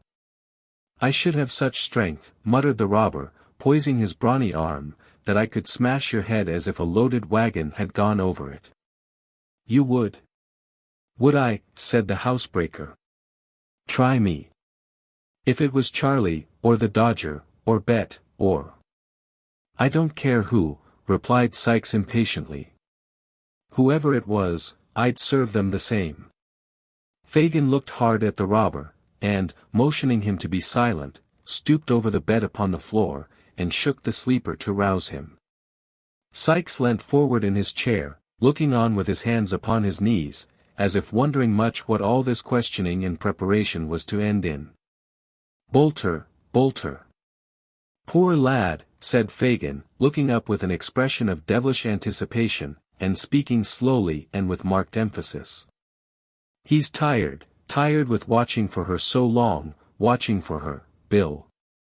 "What d'ye mean?" asked Sikes, drawing back. Fagin made no answer, but bending over the sleeper again, hauled him into a sitting posture. When his assumed name had been repeated several times, Noah rubbed his eyes, and, giving a heavy yawn, looked sleepily about him. "Tell me that again, once again, just for him to hear," said the Jew, pointing to Sikes as he spoke. "Tell your what?" asked the sleepy Noah, shaking himself pettishly. "That about Nancy," said Fagin, clutching Sikes by the wrist, as if to prevent his leaving the house before he had heard enough. "You followed her?" "Yes." "To London Bridge?" "Yes." "Where she met two people?" "So she did. A gentleman and a lady that she had gone to of her own accord before, who asked her to give up all her pals, and Monk's first, which she did, and to describe him, which she did, and to tell her what house it was that we meet at, and go to, which she did, and where it could be best watched from, which she did, and what time the people went there, which she did. She did all this. She told it all, every word, without a threat, without a murmur. She did she not?" cried Fagin, half mad with fury. "All right," replied Noah, scratching his head. "That's just what it was. What did they say, about last Sunday? About last Sunday, replied Noah, considering. Why, I told you that before. Again. Tell it again, cried Fagin, tightening his grasp on Sikes and brandishing his other hand aloft, as the foam flew from his lips. They asked her, said Noah, who, as he grew more wakeful, seemed to have a dawning perception who Sikes was, they asked her why she didn't come, last Sunday, as she promised. She said she couldn't. Why? Tell him that.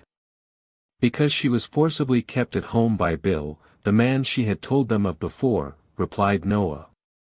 What more of him? Cried Fagin. What more of the man she had told them of before? Tell him that. Why, that she couldn't very easily get out of doors unless he knew where she was going to, said Noah, and so the first time she went to see the lady, she, ha. It made me laugh when she said it, that it did, she gave him a drink of laudanum. Hell's fire, cried Sikes, breaking fiercely from the Jew. Let me go. Flinging the old man from him, he rushed from the room, and darted, wildly and furiously, up the stairs. Bill, cried Fagin, following him hastily. A word. Only a word.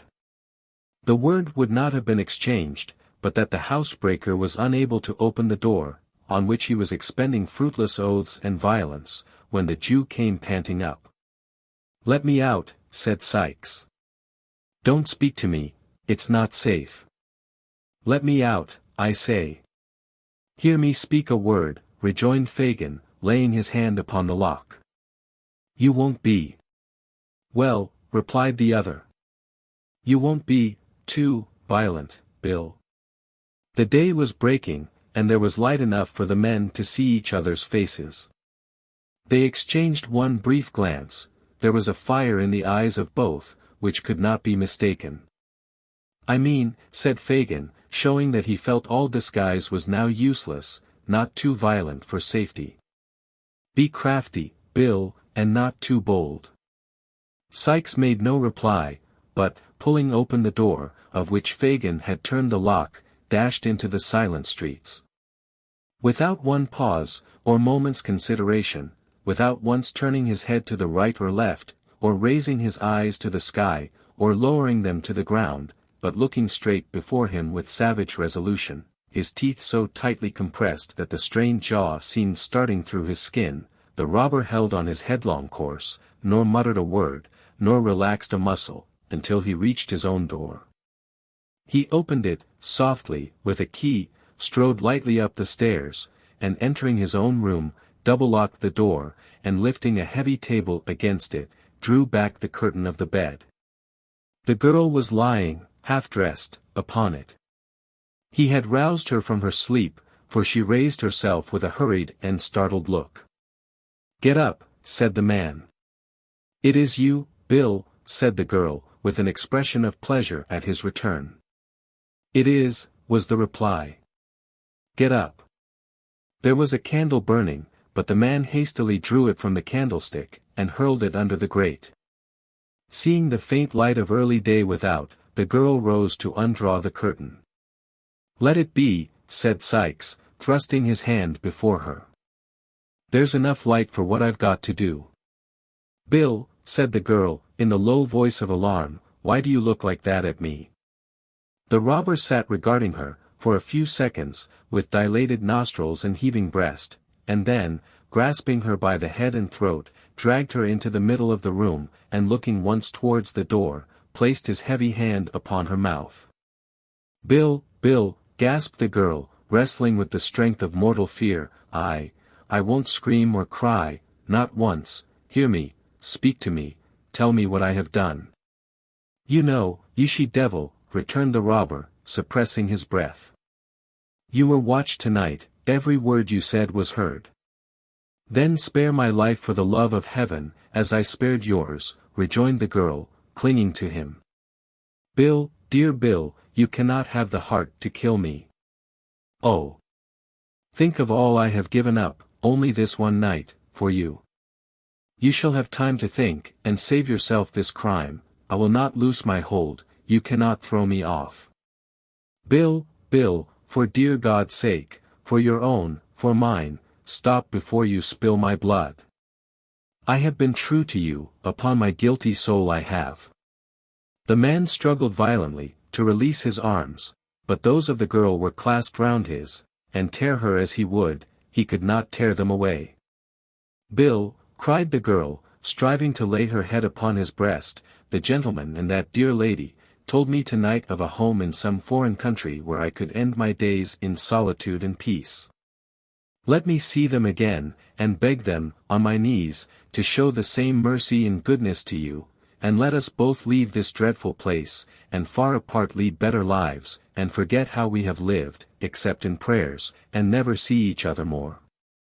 It is never too late to repent. They told me so, I feel it now, but we must have time, a little time. The housebreaker freed one arm, and grasped his pistol. The certainty of immediate detection if he fired, flashed across his mind even in the midst of his fury, and he beat it twice with all the force he could summon, upon the upturned face that almost touched his own.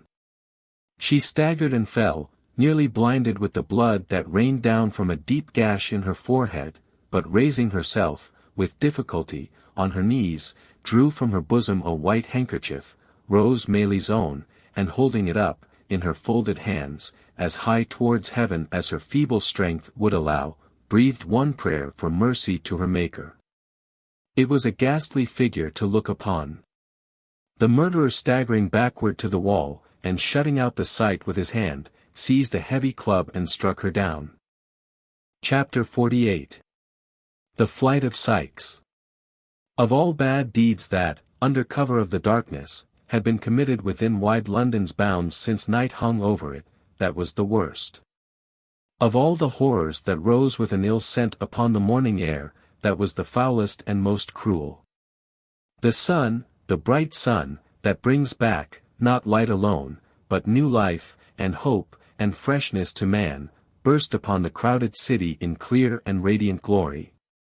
Through costly colored glass and paper-mended window, through cathedral dome and rotten crevice, it shed its equal ray.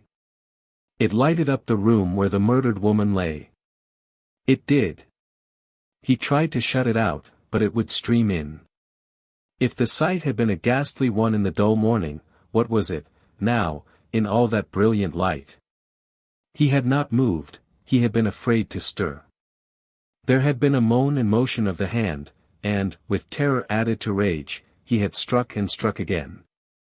Once he threw a rug over it, but it was worse to fancy the eyes, and imagine them moving towards him, than to see them glaring upward, as if watching the reflection of the pool of gore that quivered and danced in the sunlight on the ceiling. He had plucked it off again. And there was the body, mere flesh and blood, no more, but such flesh, and so much blood. He struck a light, kindled a fire, and thrust the club into it. There was hair upon the end, which blazed and shrunk into a light cinder, and, caught by the air, whirled up the chimney. Even that frightened him, sturdy as he was, but he held the weapon till it broke, and then piled it on the coals to burn away, and smolder into ashes. He washed himself, and rubbed his clothes, there were spots that would not be removed, but he cut the pieces out, and burnt them. How those stains were dispersed about the room! The very feet of the dog were bloody. All this time he had, never once, turned his back upon the corpse, no, not for a moment. Such preparations completed, he moved, backward, towards the door, dragging the dog with him, lest he should soil his feet anew and carry out new evidence of the crime into the streets. He shut the door softly, locked it, took the key, and left the house. He crossed over, and glanced up at the window, to be sure that nothing was visible from the outside.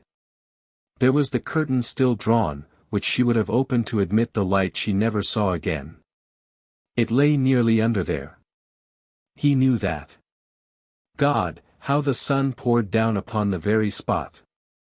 The glance was instantaneous. It was a relief to have got free of the room. He whistled on the dog, and walked rapidly away.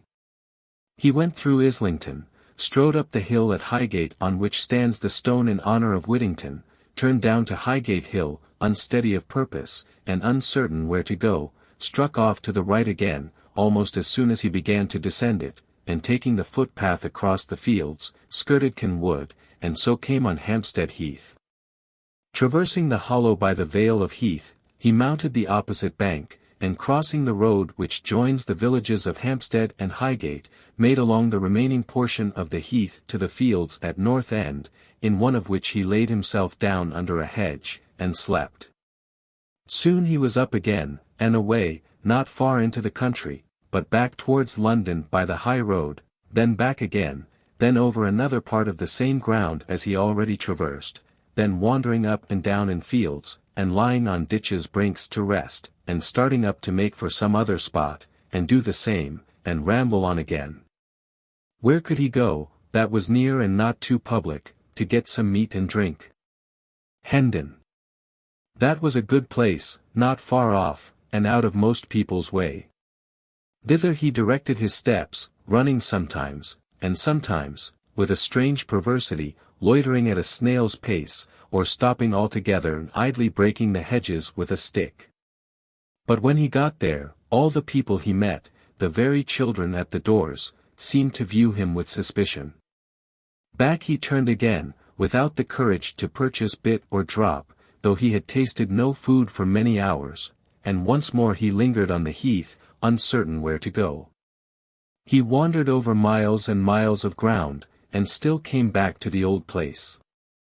Morning and noon had passed, and the day was on the wane, and still he rambled to and fro, and up and down, and round, and still lingered about the same spot. At last he got away, and shaped his course for Hatfield. It was 9 o'clock at night, when the man, quite tired out, and the dog, limping and lame from the unaccustomed exercise, turned down the hill by the church of the quiet village, and plodding along the little street, crept into a small public-house, whose scanty light had guided them to the spot. There was a fire in the tap-room, and some country labourers were drinking before it. They made room for the stranger, but he sat down in the furthest corner, and ate and drank alone, or rather with his dog, to whom he cast a morsel of food from time to time. The conversation of the men assembled here, turned upon the neighbouring land, and farmers, and when those topics were exhausted, upon the age of some old man who had been buried on the previous Sunday, the young men present considering him very old, and the old men present declaring him to have been quite young, not older, one white-haired grandfather said, than he was, with 10 or 15 years of life in him at least, if he had taken care. There was nothing to attract attention, or excite alarm in this. The robber, after paying his reckoning, sat silent and unnoticed in his corner, and had almost dropped asleep, when he was half wakened by the noisy entrance of a newcomer. This was an antic fellow, half peddler and half mountebank, who travelled about the country on foot to vend hones, strops, razors, washballs, harness paste, medicine for dogs and horses, cheap perfumery, cosmetics, and such like wares, which he carried in a case slung to his back. His entrance was the signal for various homely jokes with the countrymen, which slackened not until he had made his supper, and opened his box of treasures, when he ingeniously contrived to unite business with amusement.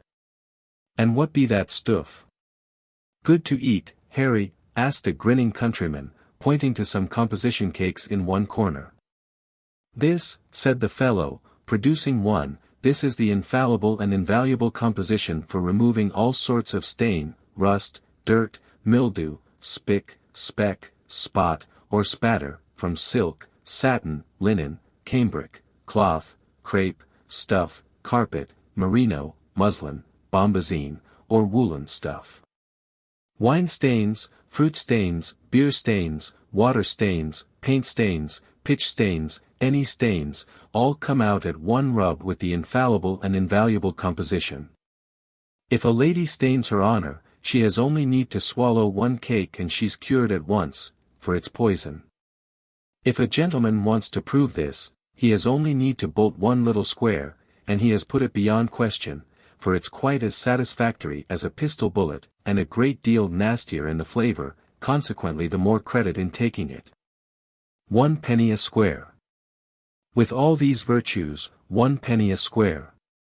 There were 2 buyers directly, and more of the listeners plainly hesitated. The vendor observing this, increased in loquacity. "It's all bought up as fast as it can be made," said the fellow.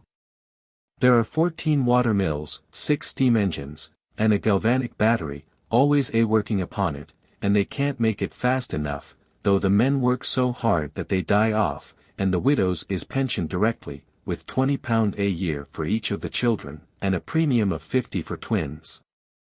1 penny a square. 2 halfpence is all the same, and 4 farthings is received with joy. 1 penny a square. Wine stains, fruit stains, beer stains, water stains, paint stains, pitch stains, mud stains, blood stains. Here is a stain upon the hat of a gentleman in company, that I'll take clean out, before he can order me a pint of ale." "Ha!" cried Sikes starting up. "Give that back."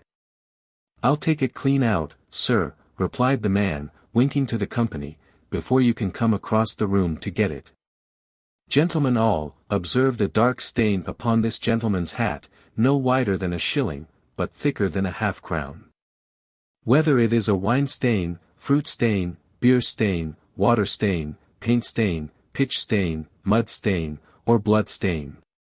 The man got no further, for Sikes with a hideous imprecation overthrew the table, and tearing the hat from him, burst out of the house. With the same perversity of feeling and irresolution that had fastened upon him, despite himself, all day, the murderer, finding that he was not followed, and that they most probably considered him some drunken sullen fellow, turned back up the town, and getting out of the glare of the lamps of a stage-coach that was standing in the street, was walking past, when he recognized the mail from London, and saw that it was standing at the little post-office. He almost knew what was to come, but he crossed over, and listened. The guard was standing at the door, waiting for the letter bag. A man, dressed like a gamekeeper, came up at the moment, and he handed him a basket which lay ready on the pavement. "That's for your people," said the guard. "Now, look alive in there, will you? Damn that bag, it warn't ready night afore last, this won't do, you know."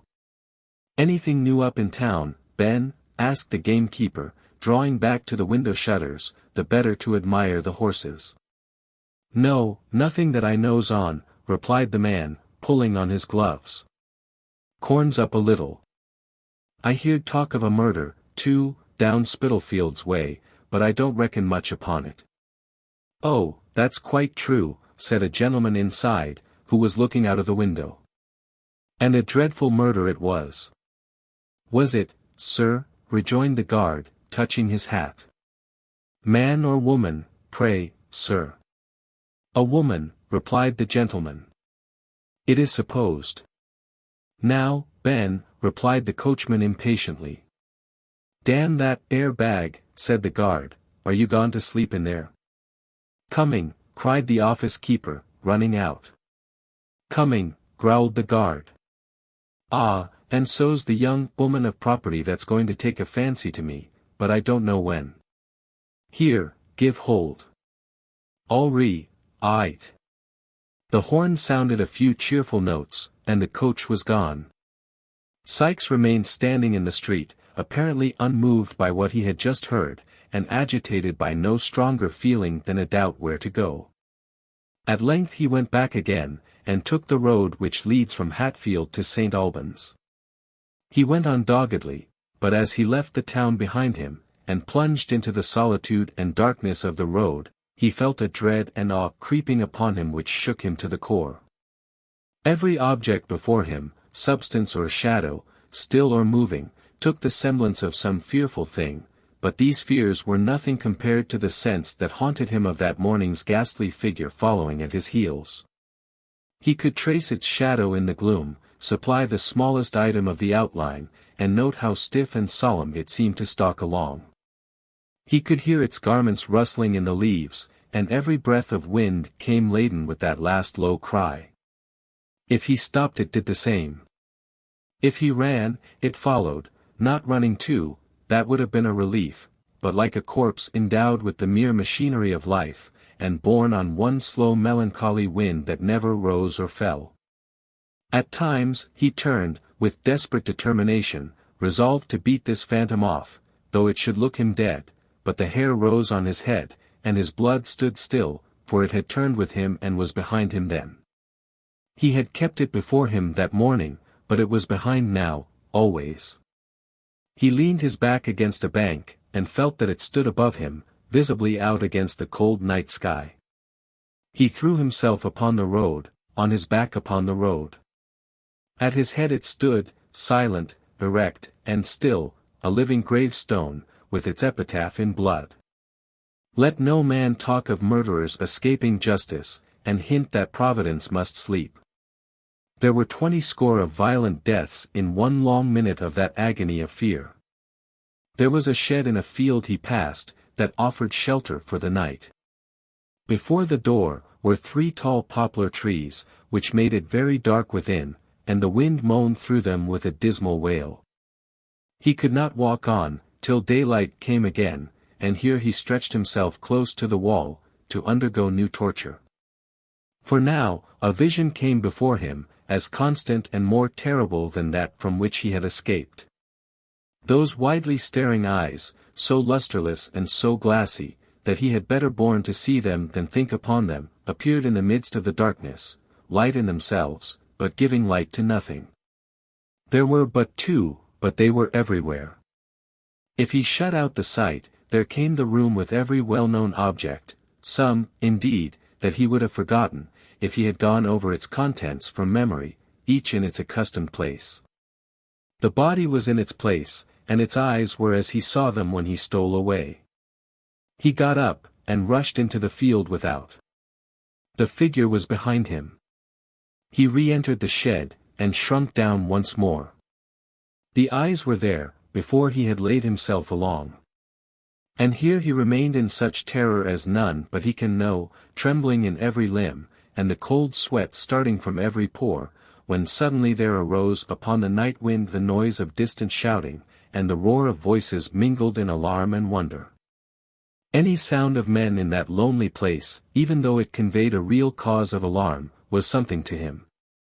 He regained his strength and energy at the prospect of personal danger, and springing to his feet, rushed into the open air. The broad sky seemed on fire. Rising into the air with showers of sparks, and rolling one above the other, were sheets of flame, lighting the atmosphere for miles round, and driving clouds of smoke in the direction where he stood. The shouts grew louder as new voices swelled the roar, and he could hear the cry of fire. Mingled with the ringing of an alarm bell, the fall of heavy bodies, and the crackling of flames as they twined round some new obstacle, and shot aloft as though refreshed by food. The noise increased as he looked. There were people there, men and women, light, bustle. It was like new life to him. He darted onward, straight, headlong, dashing through briar and brake, and leaping gate and fence as madly as his dog, who careered with loud and sounding bark before him. He came upon the spot.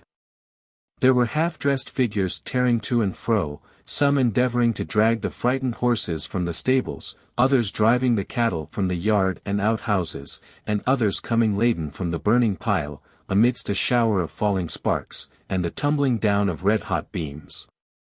The apertures, where doors and windows stood an hour ago, disclosed a mass of raging fire, walls rocked and crumbled into the burning well, the molten lead and iron poured down, white-hot, upon the ground. Women and children shrieked, and men encouraged each other with noisy shouts and cheers. The clanking of the engine pumps, and the spurting and hissing of the water as it fell upon the blazing wood, added to the tremendous roar. He shouted, too, till he was hoarse, and flying from memory in himself, plunged into the thickest of the throng. Hither and thither he dived that night, now working at the pumps, and now hurrying through the smoke and flame, but never ceasing to engage himself wherever noise and men were thickest. Up and down the ladders, upon the roofs of buildings, over floors that quaked and trembled with his weight, under the lee of falling bricks and stones, in every part of that great fire was he, but he bore a charmed life, and had neither scratch nor bruise, nor weariness nor thought, till morning dawned again, and only smoke and blackened ruins remained. This mad excitement over, there returned, with tenfold force, the dreadful consciousness of his crime. He looked suspiciously about him, for the men were conversing in groups, and he feared to be the subject of their talk. The dog obeyed the significant beck of his finger, and they drew off, stealthily, together. He passed near an engine where some men were seated, and they called to him to share in their refreshment. He took some bread and meat, and as he drank a draught of beer, heard the firemen, who were from London, talking about the murder. "He has gone to Birmingham, they say," said one, "but they'll have him yet, for the scouts are out, and by tomorrow night there'll be a cry all through the country." He hurried off, and walked till he almost dropped upon the ground, then lay down in a lane, and had a long, but broken and uneasy sleep. He wandered on again, irresolute and undecided, and oppressed with the fear of another solitary night. Suddenly, he took the desperate resolution to going back to London. "There's somebody to speak to there, at all event," he thought. "A good hiding place, too. They'll never expect to nab me there, after this country scent. Why can't I lie by for a week or so, and, forcing blunt from Fagin, get abroad to France? Damn, I'll risk it." He acted upon this impulse without delay, and choosing the least frequented roads began his journey back, resolved to lie concealed within a short distance of the metropolis, and, entering it at dusk by a circuitous route, to proceed straight to that part of it which he had fixed on for his destination. The dog, though. If any description of him were out, it would not be forgotten that the dog was missing, and had probably gone with him. This might lead to his apprehension as he passed along the streets. He resolved to drown him, and walked on, looking about for a pond, picking up a heavy stone and tying it to his handkerchief as he went. The animal looked up into his master's face while these preparations were making, whether his instinct apprehended something of their purpose, or the robber's sidelong look at him was sterner than ordinary. He skulked a little farther in the rear than usual, and cowered as he came more slowly along. When his master halted at the brink of a pool, and looked round to call him, he stopped outright. "Do you hear me call? Come here," cried Sikes. The animal came up from the very force of habit, but as Sikes stooped to attach the handkerchief to his throat, he uttered a low growl and started back. "Come back," said the robber. The dog wagged his tail, but moved not. Sikes made a running noose and called him again. The dog advanced, retreated, paused an instant, and scoured away at his hardest speed. The man whistled again and again, and sat down and waited in the expectation that he would return. But no dog appeared, and at length he resumed his journey. Chapter 49. Monks and Mr. Brownlow at length meet. Their conversation, and the intelligence that interrupts it. The twilight was beginning to close in, when Mr. Brownlow alighted from a hackney coach at his own door, and knocked softly. The door being opened, a sturdy man got out of the coach and stationed himself on one side of the steps, while another man, who had been seated on the box, dismounted too, and stood upon the other side. At a sign from Mr. Brownlow, they helped out a third man, and taking him between them, hurried him into the house. This man was Monks. They walked in the same manner up the stairs without speaking, and Mr. Brownlow, preceding them, led the way into a back room. At the door of this apartment, Monks, who had ascended with evident reluctance, stopped. The two men looked at the old gentleman as if for instructions. "He knows the alternative," said Mr. Brownlow. "If he hesitates or moves a finger but as you bid him, drag him into the street, call for the aid of the police, and impeach him as a felon in my name." "How dare you say this of me?" asked Monks. "How dare you urge me to it, young man?" replied Mr. Brownlow, confronting him with a steady look. "Are you mad enough to leave this house? Unhand him. There, sir. You are free to go, and we to follow. But I warn you, by all I hold most solemn and most sacred, that instant will have you apprehended on a charge of fraud and robbery. I am resolute and immovable. If you are determined to be the same, your blood be upon your own head. By what authority am I kidnapped in the street, and brought here by these dogs?" asked Monks, looking from one to the other of the men who stood beside him. "By mine," replied Mr. Brownlow. "Those persons are indemnified by me. If you complain of being deprived of your liberty, you had power and opportunity to retrieve it as you came along, but you deemed it advisable to remain quiet. I say again, throw yourself for protection on the law. I will appeal to the law too, but when you have gone too far to recede, do not sue to me for leniency, when the power will have passed into other hands, and do not say I plunged you down the gulf into which you rushed, yourself." Monks was plainly disconcerted, and alarmed besides. He hesitated. "You will decide quickly," said Mr. Brownlow, with perfect firmness and composure. "If you wish me to prefer my charges publicly, and consign you to a punishment the extent of which, although I can, with a shudder, foresee, I cannot control, once more, I say, for you know the way. If not, and you appeal to my forbearance, and the mercy of those you have deeply injured, seat yourself, without a word, in that chair. It has waited for you 2 whole days." Monks muttered some unintelligible words, but wavered still. "You will be prompt," said Mr. Brownlow. "A word from me, and the alternative has gone forever." Still the man hesitated. "I have not the inclination to parley," said Mr. Brownlow, "and, as I advocate the dearest interests of others, I have not the right." "Is there," demanded Monks with a faltering tongue, "is there no middle course?" "None." Monks looked at the old gentleman, with an anxious eye, but, reading in his countenance nothing but severity and determination, walked into the room, and, shrugging his shoulders, sat down. "Lock the door on the outside," said Mr. Brownlow to the attendants, "and come when I ring." The men obeyed, and the two were left alone together. "This is pretty treatment, sir," said Monks, throwing down his hat and cloak, "from my father's oldest friend." "It is because I was your father's oldest friend, young man," returned Mr. Brownlow.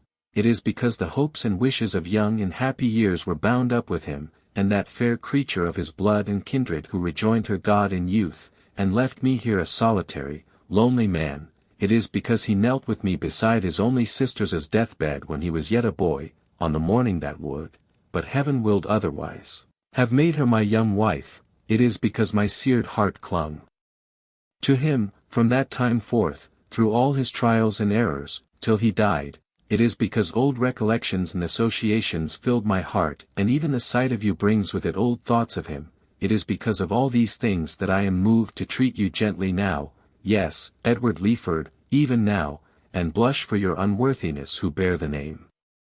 "What has the name to do with it?" asked the other, after contemplating, half in silence, and half in dogged wonder, the agitation of his companion. "What is the name to me?" "Nothing," replied Mr. Brownlow, "nothing to you. But it was hers, and even at this distance of time brings back to me, an old man, the glow and thrill which I once felt, only to hear it repeated by a stranger. I am very glad you have changed it, very, very." "This is almighty fine," said Monks, to retain his assumed designation, after a long silence, during which he had jerked himself in sullen defiance to and fro, and Mr. Brownlow had sat, shading his face with his hand. "But what do you want with me?" "You have a brother," said Mr. Brownlow, rousing himself, "a brother, the whisper of whose name in your ear when I came behind you in the street, was, in itself, almost enough to make you accompany me hither, in wonder and alarm." "I have no brother," replied Monks. "You know I was an only child. Why do you talk to me of brothers? You know that, as well as I. Attend to what I do know, and you may not, said Mr. Brownlow. "I shall interest you by and by. I know that of the wretched marriage, into which family pride, and the most sordid and narrowest of all ambition, forced your unhappy father when a mere boy, you were the sole and most unnatural issue." "I don't care for hard names," interrupted Monks with a jeering laugh. "You know the fact, and that's enough for me." "But I also know," pursued the old gentleman, "the misery, the slow torture, the protracted anguish of that ill-assorted union. I know how listlessly and wearily each of that wretched pair dragged on their heavy chain through a world that was poison to them both. I know how cold formalities were succeeded by open taunts, how indifference gave place to dislike, dislike to hate, and hate to loathing, until at last they wrenched the clanking bond asunder, and retiring a wide space apart, carried each a galling fragment, of which nothing but death could break the rivets, to hide it in new society beneath the gayest looks they could assume. Your mother succeeded, she forgot it soon. But it rusted and cankered at your father's heart for years." "Well, they were separated," said Monks, "and what of that?" "When they had been separated for some time," returned Mr. Brownlow, "and your mother, wholly given up to continental frivolities, had utterly forgotten the young husband 10 good years her junior, who, with prospects blighted, lingered on at home, he fell among new friends. This circumstance, at least, you know already." "Not I," said Monks, turning away his eyes and beating his foot upon the ground, as a man who is determined to deny everything. "Not I. Your manner, no less than your actions, assures me that you have never forgotten it, or ceased to think of it with bitterness," returned Mr. Brownlow. "I speak of 15 years ago, when you were not more than 11 years old, and your father but 31, for he was, I repeat, a boy, when his father ordered him to marry. Must I go back to events which cast a shade upon the memory of your parent, or will you spare it, and disclose to me the truth?" "I have nothing to disclose," rejoined Monks. "You must talk on if you will." "These new friends, then," said Mr. Brownlow, "were a naval officer retired from active service, whose wife had died some half a year before, and left him with 2 children. There had been more, but, of all their family, happily but 2 survived. They were both daughters, one a beautiful creature of 19, and the other a mere child of 2 or 3 years old." "What's this to me?" asked Monks. "They resided," said Mr. Brownlow, without seeming to hear the interruption, "in a part of the country to which your father in his wandering had repaired, and where he had taken up his abode. Acquaintance, intimacy, friendship, fast followed on each other. Your father was gifted as few men are. He had his sister's soul and person. As the old officer knew him more and more, he grew to love him. I would that it had ended there. His daughter did the same." The old gentleman paused. Monks was biting his lips, with his eyes fixed upon the floor. Seeing this, he immediately resumed. "The end of a year found him contracted, solemnly contracted, to that daughter, the object of the first, true, ardent, only passion of a guileless girl." "Your tale is of the longest," observed Monks, moving restlessly in his chair. "It is a true tale of grief and trial, and sorrow, young man," returned Mr. Brownlow, "and such tales usually are. If it were one of unmixed joy and happiness, it would be very brief. At length one of those rich relations to strengthen whose interest and importance your father had been sacrificed, as others are often, it is no uncommon case, died, and to repair the misery he had been instrumental in occasioning, left him his panacea for all griefs, money. It was necessary that he should immediately repair to Rome, whither this man had sped for health, and where he had died, leaving his affairs in great confusion. He went, was seized with mortal illness there, was followed, the moment the intelligence reached Paris, by your mother who carried you with her. He died the day after her arrival, leaving no will, so that the whole property fell to her and you." At this part of the recital Monks held his breath, and listened with a face of intense eagerness, though his eyes were not directed towards the speaker. As Mr. Brownlow paused, He changed his position with the air of one who has experienced a sudden relief, and wiped his hot face and hands. Before he went abroad, and as he passed through London on his way, said Mr. Brownlow, slowly, and fixing his eyes upon the other's face, he came to me. I never heard of that, interrupted Monks in a tone intended to appear incredulous, but savoring more of disagreeable surprise.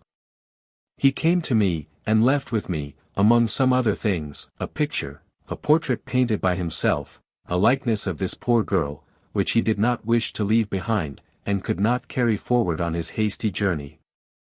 He was worn by anxiety and remorse almost to a shadow, talked in a wild, distracted way, of ruin and dishonor worked by himself, confided to me his intention to convert his whole property, at any loss, into money, and, having settled on his wife and you a portion of his recent acquisition, to fly the country.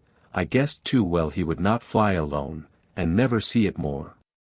Even from me, his old and early friend, whose strong attachment had taken root in the earth that covered one most dear to both, even from me he withheld any more particular confession, promising to write and tell me all, and after that to see me once again, for the last time on earth. Alas! That was the last time. I had no letter, and I never saw him more. I went, said Mr. Brownlow, after a short pause, I went, when all was over, to the scene of his, I will use the term the world would freely use, for worldly harshness or favor are now alike to him, of his guilty love, resolved that if my fears were realized that erring child should find one heart and home to shelter and compassionate her. The family had left that part a week before, they had called in such trifling debts as were outstanding, discharged them, and left the place by night. Why, or whither, none can tell. Monks drew his breath yet more freely, and looked round with a smile of triumph. When your brother, said Mr. Brownlow, drawing nearer to the other's chair, when your brother, a feeble, ragged, neglected child, was cast in my way by a stronger hand than chance, and rescued by me from a life of vice and infamy. What? Cried Monks. By me, said Mr. Brownlow. I told you I should interest you before long. I say by me, I see that your cunning associate suppressed my name, although for aught he knew, it would be quite strange to your ears. When he was rescued by me, then, and lay recovering from sickness in my house, his strong resemblance to this picture I have spoken of, struck me with astonishment. Even when I first saw him in all his dirt and misery, there was a lingering expression in his face that came upon me like a glimpse of some old friend flashing on one in a vivid dream. I need not tell you he was snared away before I knew his history. Why not? Asked Monks hastily. Because you know it well. Denial to me is vain, replied Mr. Brownlow. I shall show you that I know more than that. You can't prove anything against me, stammered Monks. I defy you to do it. We shall see, returned the old gentleman with a searching glance. I lost the boy, and no efforts of mine could recover him. Your mother being dead, I knew that you alone could solve the mystery if anybody could, and as when I had last heard of you you were on your own estate in the West Indies, whither, as you well know, you retired upon your mother's death to escape the consequences of vicious courses here, I made the voyage. You had left it, months before, and were supposed to be in London, but no one could tell where. I returned. Your agents had no clue to your residence.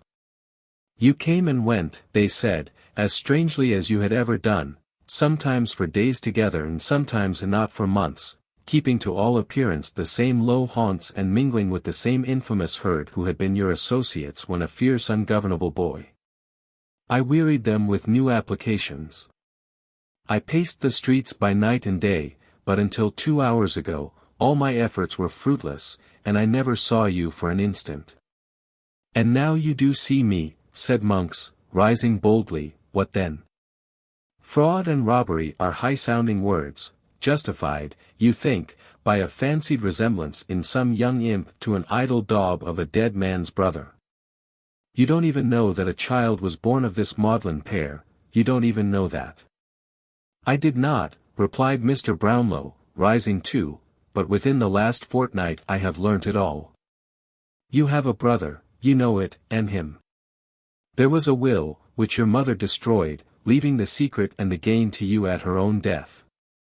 It contained a reference to some child likely to be the result of this sad connection, which child was born, and accidentally encountered by you, when your suspicions were first awakened by his resemblance to your father. You repaired to the place of his birth.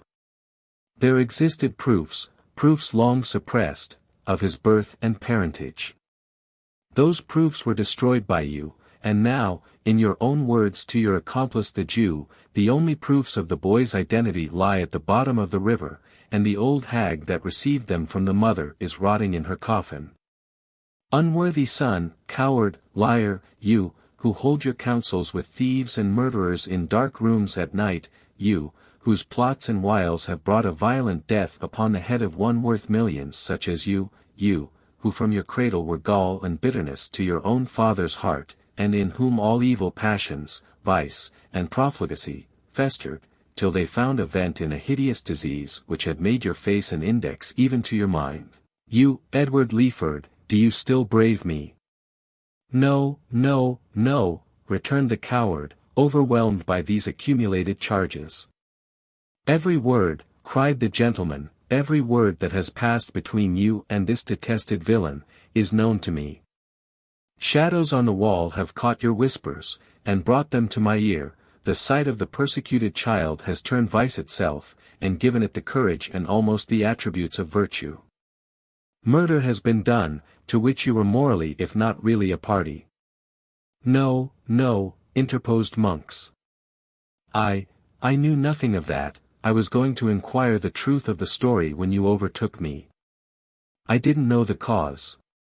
I thought it was a common quarrel. It was the partial disclosure of your secrets, replied Mr. Brownlow. Will you disclose the whole? Yes, I will. Set your hand to a statement of truth and facts, and repeat it before witnesses.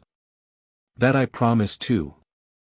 Remain quietly here, until such a document is drawn up, and proceed with me to such a place as I may deem most advisable, for the purpose of attesting it. If you insist upon that, I'll do that also, replied Monks. You must do more than that, said Mr. Brownlow. Make restitution to an innocent and unoffending child, for such he is, although the offspring of a guilty and most miserable love. You have not forgotten the provisions of the will. Carry them into execution so far as your brother is concerned, and then go where you please.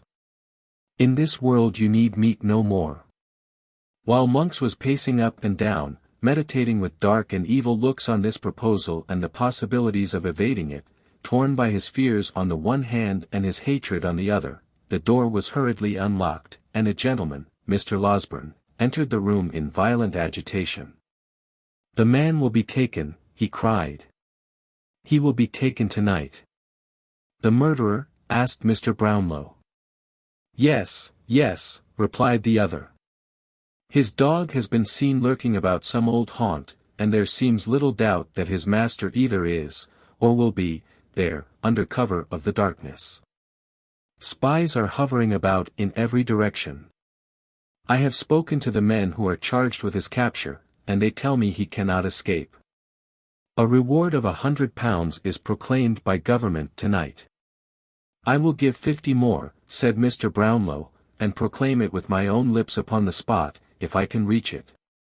Where is Mr. Maylay? Harry. As soon as he had seen your friend here, safe in a coach with you, he hurried off to where he heard this, replied the doctor, and mounting his horse sallied forth to join the first party at some place in the outskirts agreed upon between them. Fagin, said Mr. Brownlow, what of him? When I last heard, he had not been taken, but he will be, or is, by this time. They're sure of him.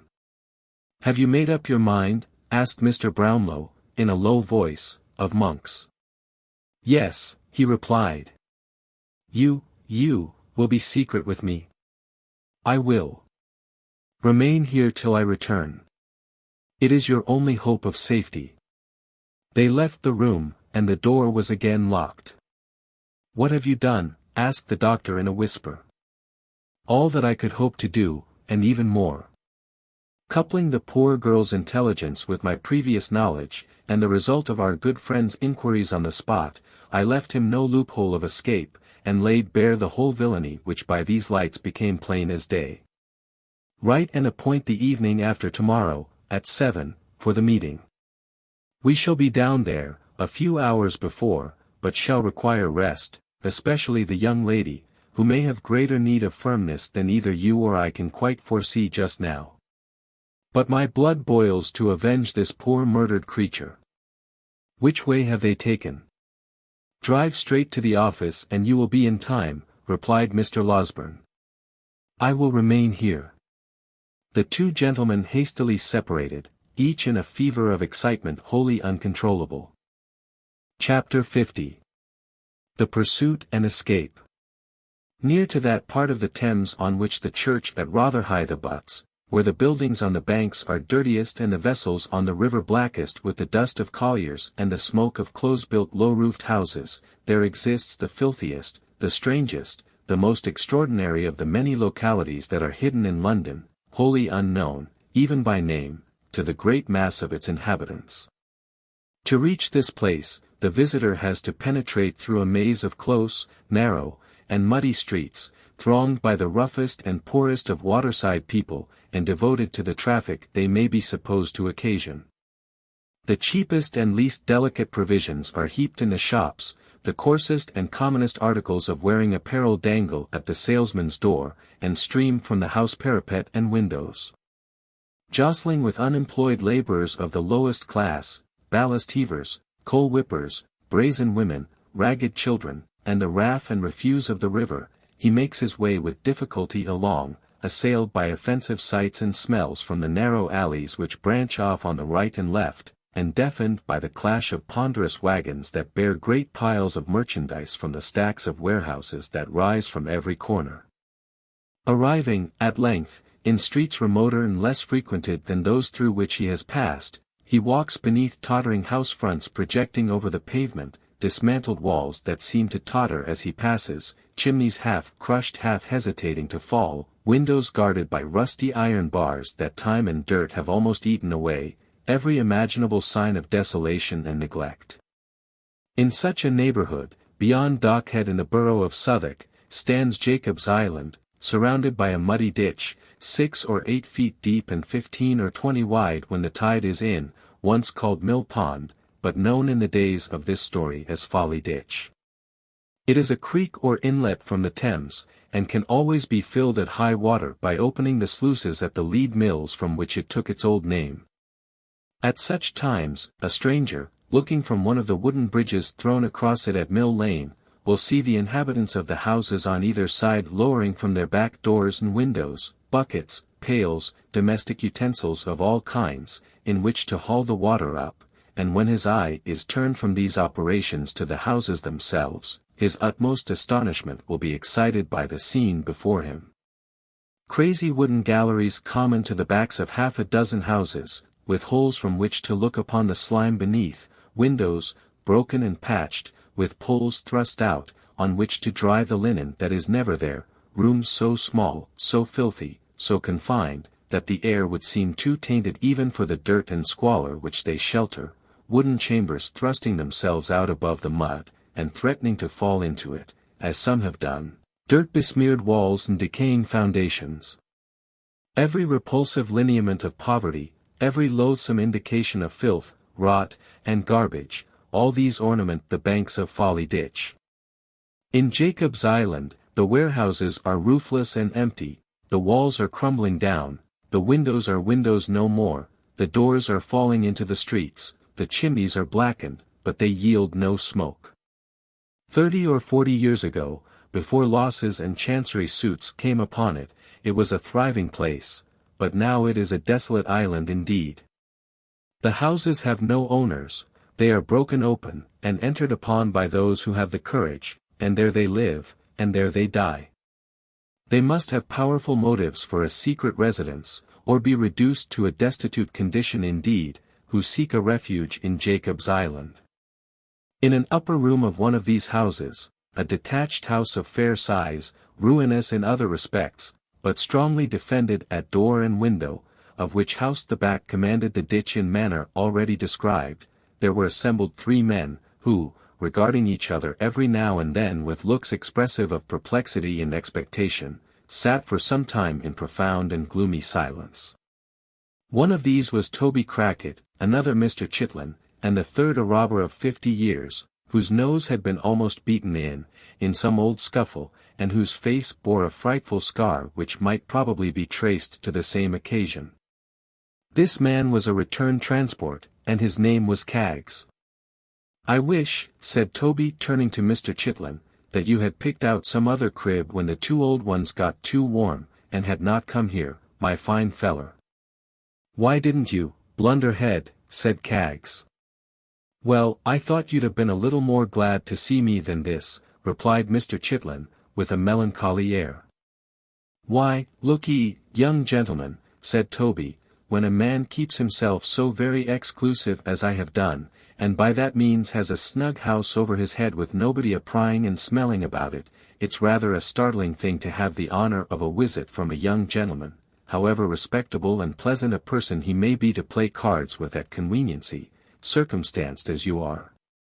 Especially, when the exclusive young man has got a friend stopping with him, that's arrived sooner than was expected from foreign parts, and is too modest to want to be presented to the judges on his return," added Mr. Caggs. There was a short silence, after which Toby Crackit, seeming to abandon as hopeless any further effort to maintain his usual devil-may-care swagger, turned to Chitlin and said, "When was Fagin took then?" "Just at dinner time, 2 o'clock this afternoon. Charlie and I made our lucky up the wash-house chimney, and Bolter got into the empty water butt, head downwards, but his legs were so precious long that they stuck out at the top, and so they took him too." "And Bet?" "Poor Bet. She went to see the body, to speak to who it was," replied Chitlin, his countenance falling more and more, "and went off mad, screaming and raving, and beating her head against the boards, so they put a straitwaistcoat on her and took her to the hospital, and there she is." "What's come of young Bates?" demanded Caggs. "He hung about, not to come over here afore dark, but he'll be here soon," replied Chitlin. "There's nowhere else to go to now, for the people at the Cripples are all in custody, and the bar of the Ken, I went up there and see it with my own eyes, is filled with traps." "This is a smash," observed Toby, biting his lips.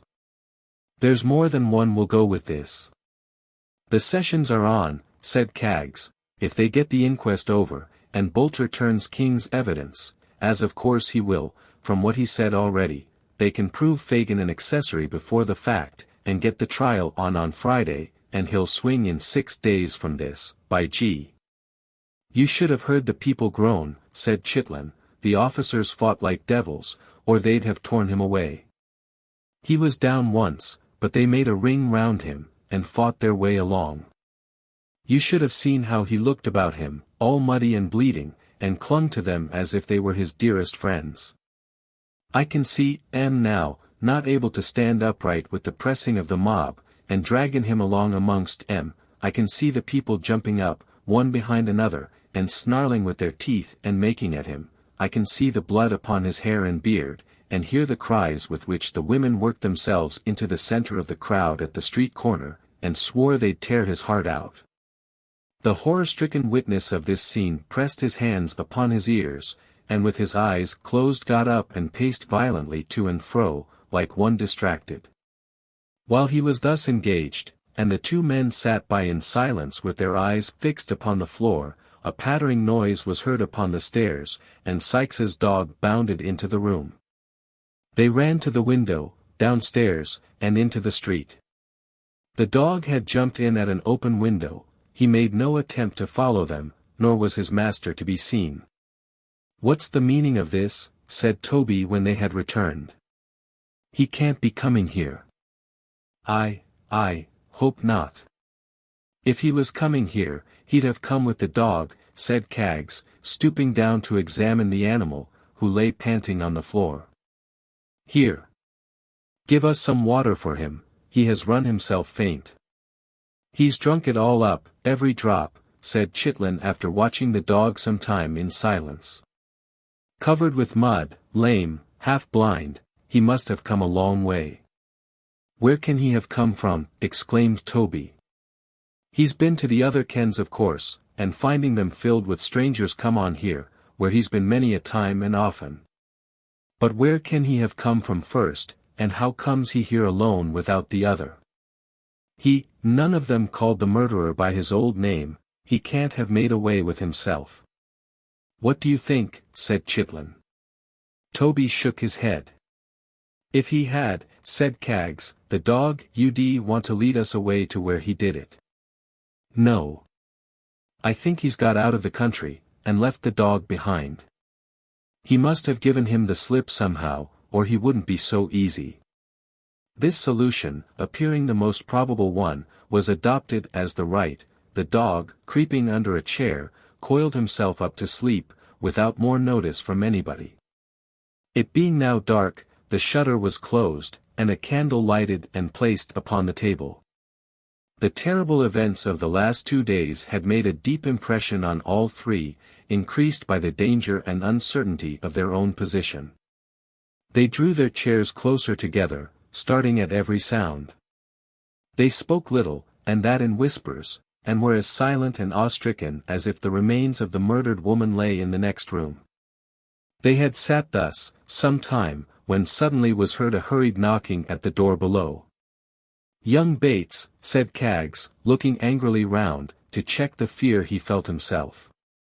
The knocking came again. No, it wasn't he. He never knocked like that. Crackit went to the window, and shaking all over, drew in his head. There was no need to tell them who it was, his pale face was enough. The dog too was on the alert in an instant, and ran whining to the door. We must let him in, he said, taking up the candle. Isn't there any help for it? Asked the other man in a hoarse voice. None. He must come in. Don't leave us in the dark, said Kaggs, taking down a candle from the chimney-piece, and lighting it, with such a trembling hand that the knocking was twice repeated before he had finished. Crackit went down to the door, and returned followed by a man with the lower part of his face buried in a handkerchief, and another tied over his head under his hat. He drew them slowly off. Blanched face, sunken eyes, hollow cheeks, beard of 3 days' growth, wasted flesh, short thick breath, it was the very ghost of Sikes. He laid his hand upon a chair which stood in the middle of the room, but shuddering as he was about to drop into it, and seeming to glance over his shoulder, dragged it back close to the wall, as close as it would go, and ground it against it, and sat down. Not a word had been exchanged. He looked from one to another in silence. If an eye were furtively raised and met his, it was instantly averted. When his hollow voice broke silence, they all three started. They seemed never to have heard its tones before. How came that dog here? He asked. Alone. 3 hours ago. Tonight's paper says that Fagans took. Is it true, or a lie? True. They were silent again.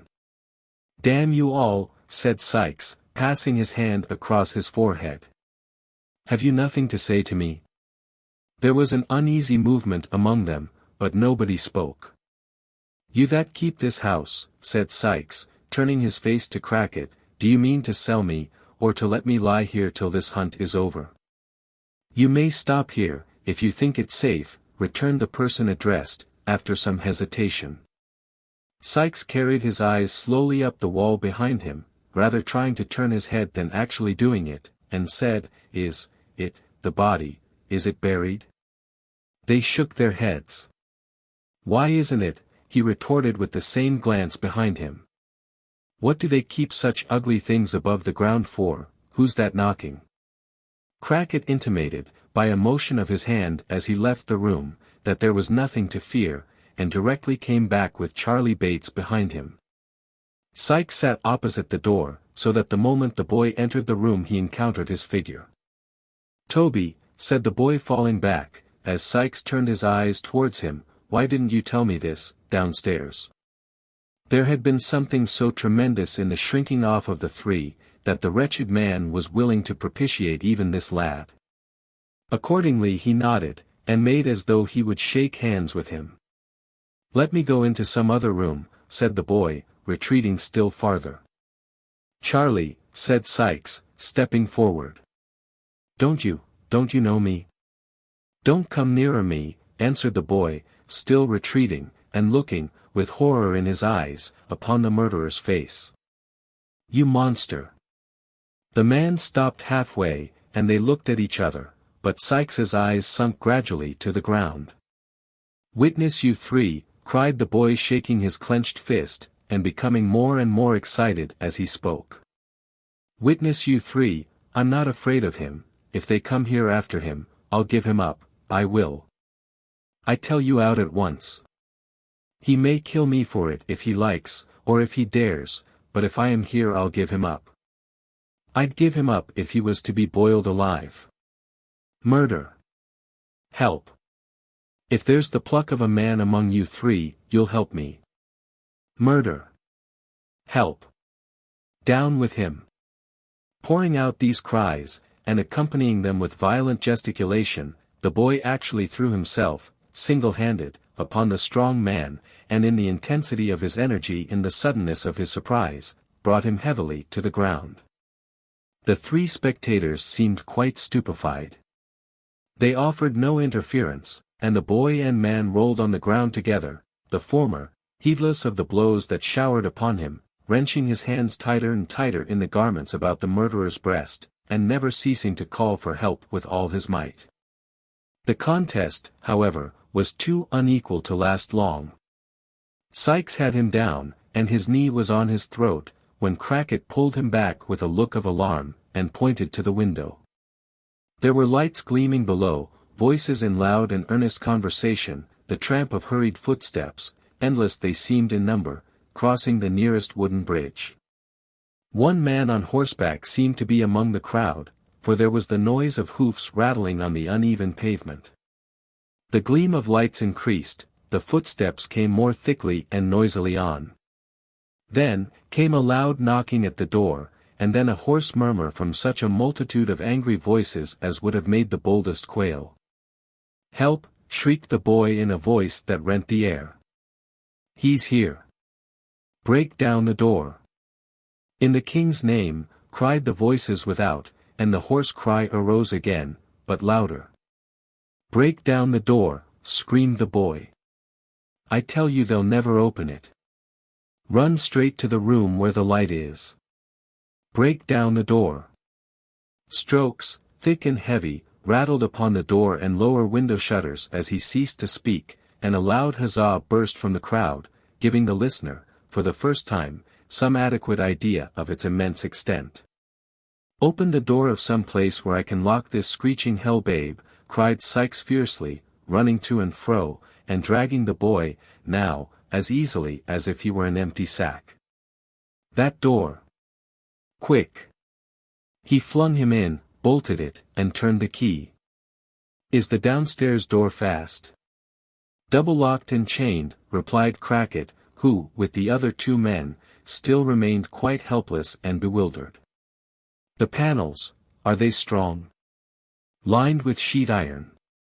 "And the windows too?" "Yes, and the windows." "Damn you," cried the desperate ruffian, throwing up the sash and menacing the crowd. "Do your worst. I'll cheat you yet." Of all the terrific yells that ever fell on mortal ears, none could exceed the cry of the infuriated throng. Some shouted to those who were nearest to set the house on fire, others roared to the officers to shoot him dead. Among them all, none showed such fury as the man on horseback, who, throwing himself out of the saddle, and bursting through the crowd as if he were parting water, cried, beneath the window, in a voice that rose above all others, 20 guineas to the man who brings a ladder. The nearest voices took up the cry, and hundreds echoed it. Some called for ladders, some for sledge-hammers, some ran with torches to and fro as if to seek them, and still came back and roared again, some spent their breath in impotent curses and execrations, some pressed forward with the ecstasy of madmen, and thus impeded the progress of those below, some among the boldest attempted to climb up by the waterspout and crevices in the wall, and all waved to and fro, in the darkness beneath, like a field of corn moved by an angry wind, and joined from time to time in one loud furious roar. "The tide," cried the murderer, as he staggered back into the room, and shut the faces out, "the tide was in as I came up. Give me a rope, a long rope. They're all in front.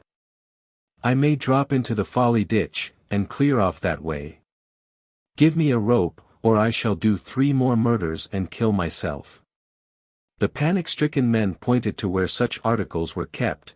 The murderer, hastily selecting the longest and strongest cord, hurried up to the housetop. All the windows in the rear of the house had been long ago bricked up, except one small trap in the room where the boy was locked, and that was too small even for the passage of his body. But, from this aperture, he had never ceased to call on those without, to guard the back, and thus, when the murderer emerged at last on the housetop by the door in the roof, a loud shout proclaimed the fact to those in front, who immediately began to pour round, pressing upon each other in an unbroken stream. He planted a board, which he had carried up with him for the purpose, so firmly against the door that it must be matter of great difficulty to open it from the inside, and creeping over the tiles, looked over the low parapet. The water was out, and the ditch a bed of mud. The crowd had been hushed during these few moments, watching his motions and doubtful of his purpose, but the instant they perceived it and knew it was defeated, they raised a cry of triumphant execration to which all their previous shouting had been whispers. Again and again it rose. Those who were at too great a distance to know its meaning, took up the sound, it echoed and re-echoed, it seemed as though the whole city had poured its population out to curse him. On pressed the people from the front, on, in a strong struggling current of angry faces, with here and there a glaring torch to lighten them up, and show them out in all their wrath and passion. The houses on the opposite side of the ditch had been entered by the mob, sashes were thrown up, or torn bodily out, there were tiers and tiers of faces in every window, cluster upon cluster of people clinging to every housetop.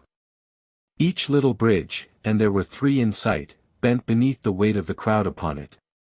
Still the current poured on to find some nook or hole from which to vent their shouts, and only for an instant see the wretch. "They have him now," cried a man on the nearest bridge. "Hurrah!" The crowd grew light with uncovered heads, and again the shout uprose. "I will give £50, cried an old gentleman from the same quarter, to the man who takes him alive. "I will remain here, till he come to ask me for it." There was another roar. At this moment the word was passed among the crowd that the door was forced at last, and that he who had first called for the ladder had mounted into the room. The stream abruptly turned, as this intelligence ran from mouth to mouth, and the people at the windows, seeing those upon the bridges pouring back, quitted their stations, and running into the street, joined the concourse that now thronged pell-mell to the spot they had left, each man crushing and striving with his neighbor, and all panting with impatience to get near the door, and look upon the criminal as the officers brought him out. The cries and shrieks of those who were pressed almost to suffocation, or trampled down and trodden under foot in the confusion, were dreadful. The narrow ways were completely blocked up, and at this time, between the rush of some to regain the space in front of the house, and the unavailing struggles of others to extricate themselves from the mass, the immediate attention was distracted from the murderer, although the universal eagerness for his capture was, if possible, increased. The man had shrunk down, thoroughly quelled by the ferocity of the crowd, and the impossibility of escape, but seeing this sudden change with no less rapidity than it had occurred, he sprang upon his feet, determined to make one last effort for his life by dropping into the ditch, and, at the risk of being stifled, endeavoring to creep away in the darkness and confusion. Roused into new strength and energy, and stimulated by the noise within the house which announced that an entrance had really been effected, he set his foot against the stack of chimneys, fastened one end of the rope tightly and firmly round it, and with the other made a strong running noose by the aid of his hands and teeth almost in a second. He could let himself down by the cord to within a less distance of the ground than his own height, and had his knife ready in his hand to cut it then and drop. At the very instant when he brought the loop over his head previous to slipping it beneath his armpits, and when the old gentleman before mentioned, who had clung so tight to the railing of the bridge as to resist the force of the crowd, and retain his position, earnestly warned those about him that the man was about to lower himself down, at that very instant the murderer, looking behind him on the roof, threw his arms above his head, and uttered a yell of terror. "The eyes again," he cried in an unearthly screech. Staggering as if struck by lightning, he lost his balance and tumbled over the parapet. The noose was on his neck. It ran up with his weight, tight as a bowstring, and swift as the arrow it speeds. He fell for 35 feet. There was a sudden jerk, a terrific convulsion of the limbs, and there he hung, with the open knife clenched in his stiffening hand. The old chimney quivered with the shock, but stood it bravely. The murderer swung lifeless against the wall, and the boy, thrusting aside the dangling body which obscured his view, called to the people to come and take him out, for God's sake. A dog, which had lain concealed till now, ran backwards and forwards on the parapet with a dismal howl, and collecting himself for a spring, jumped for the dead man's shoulders. Missing his aim, he fell into the ditch, turning completely over as he went, and striking his head against a stone, dashed out his brains.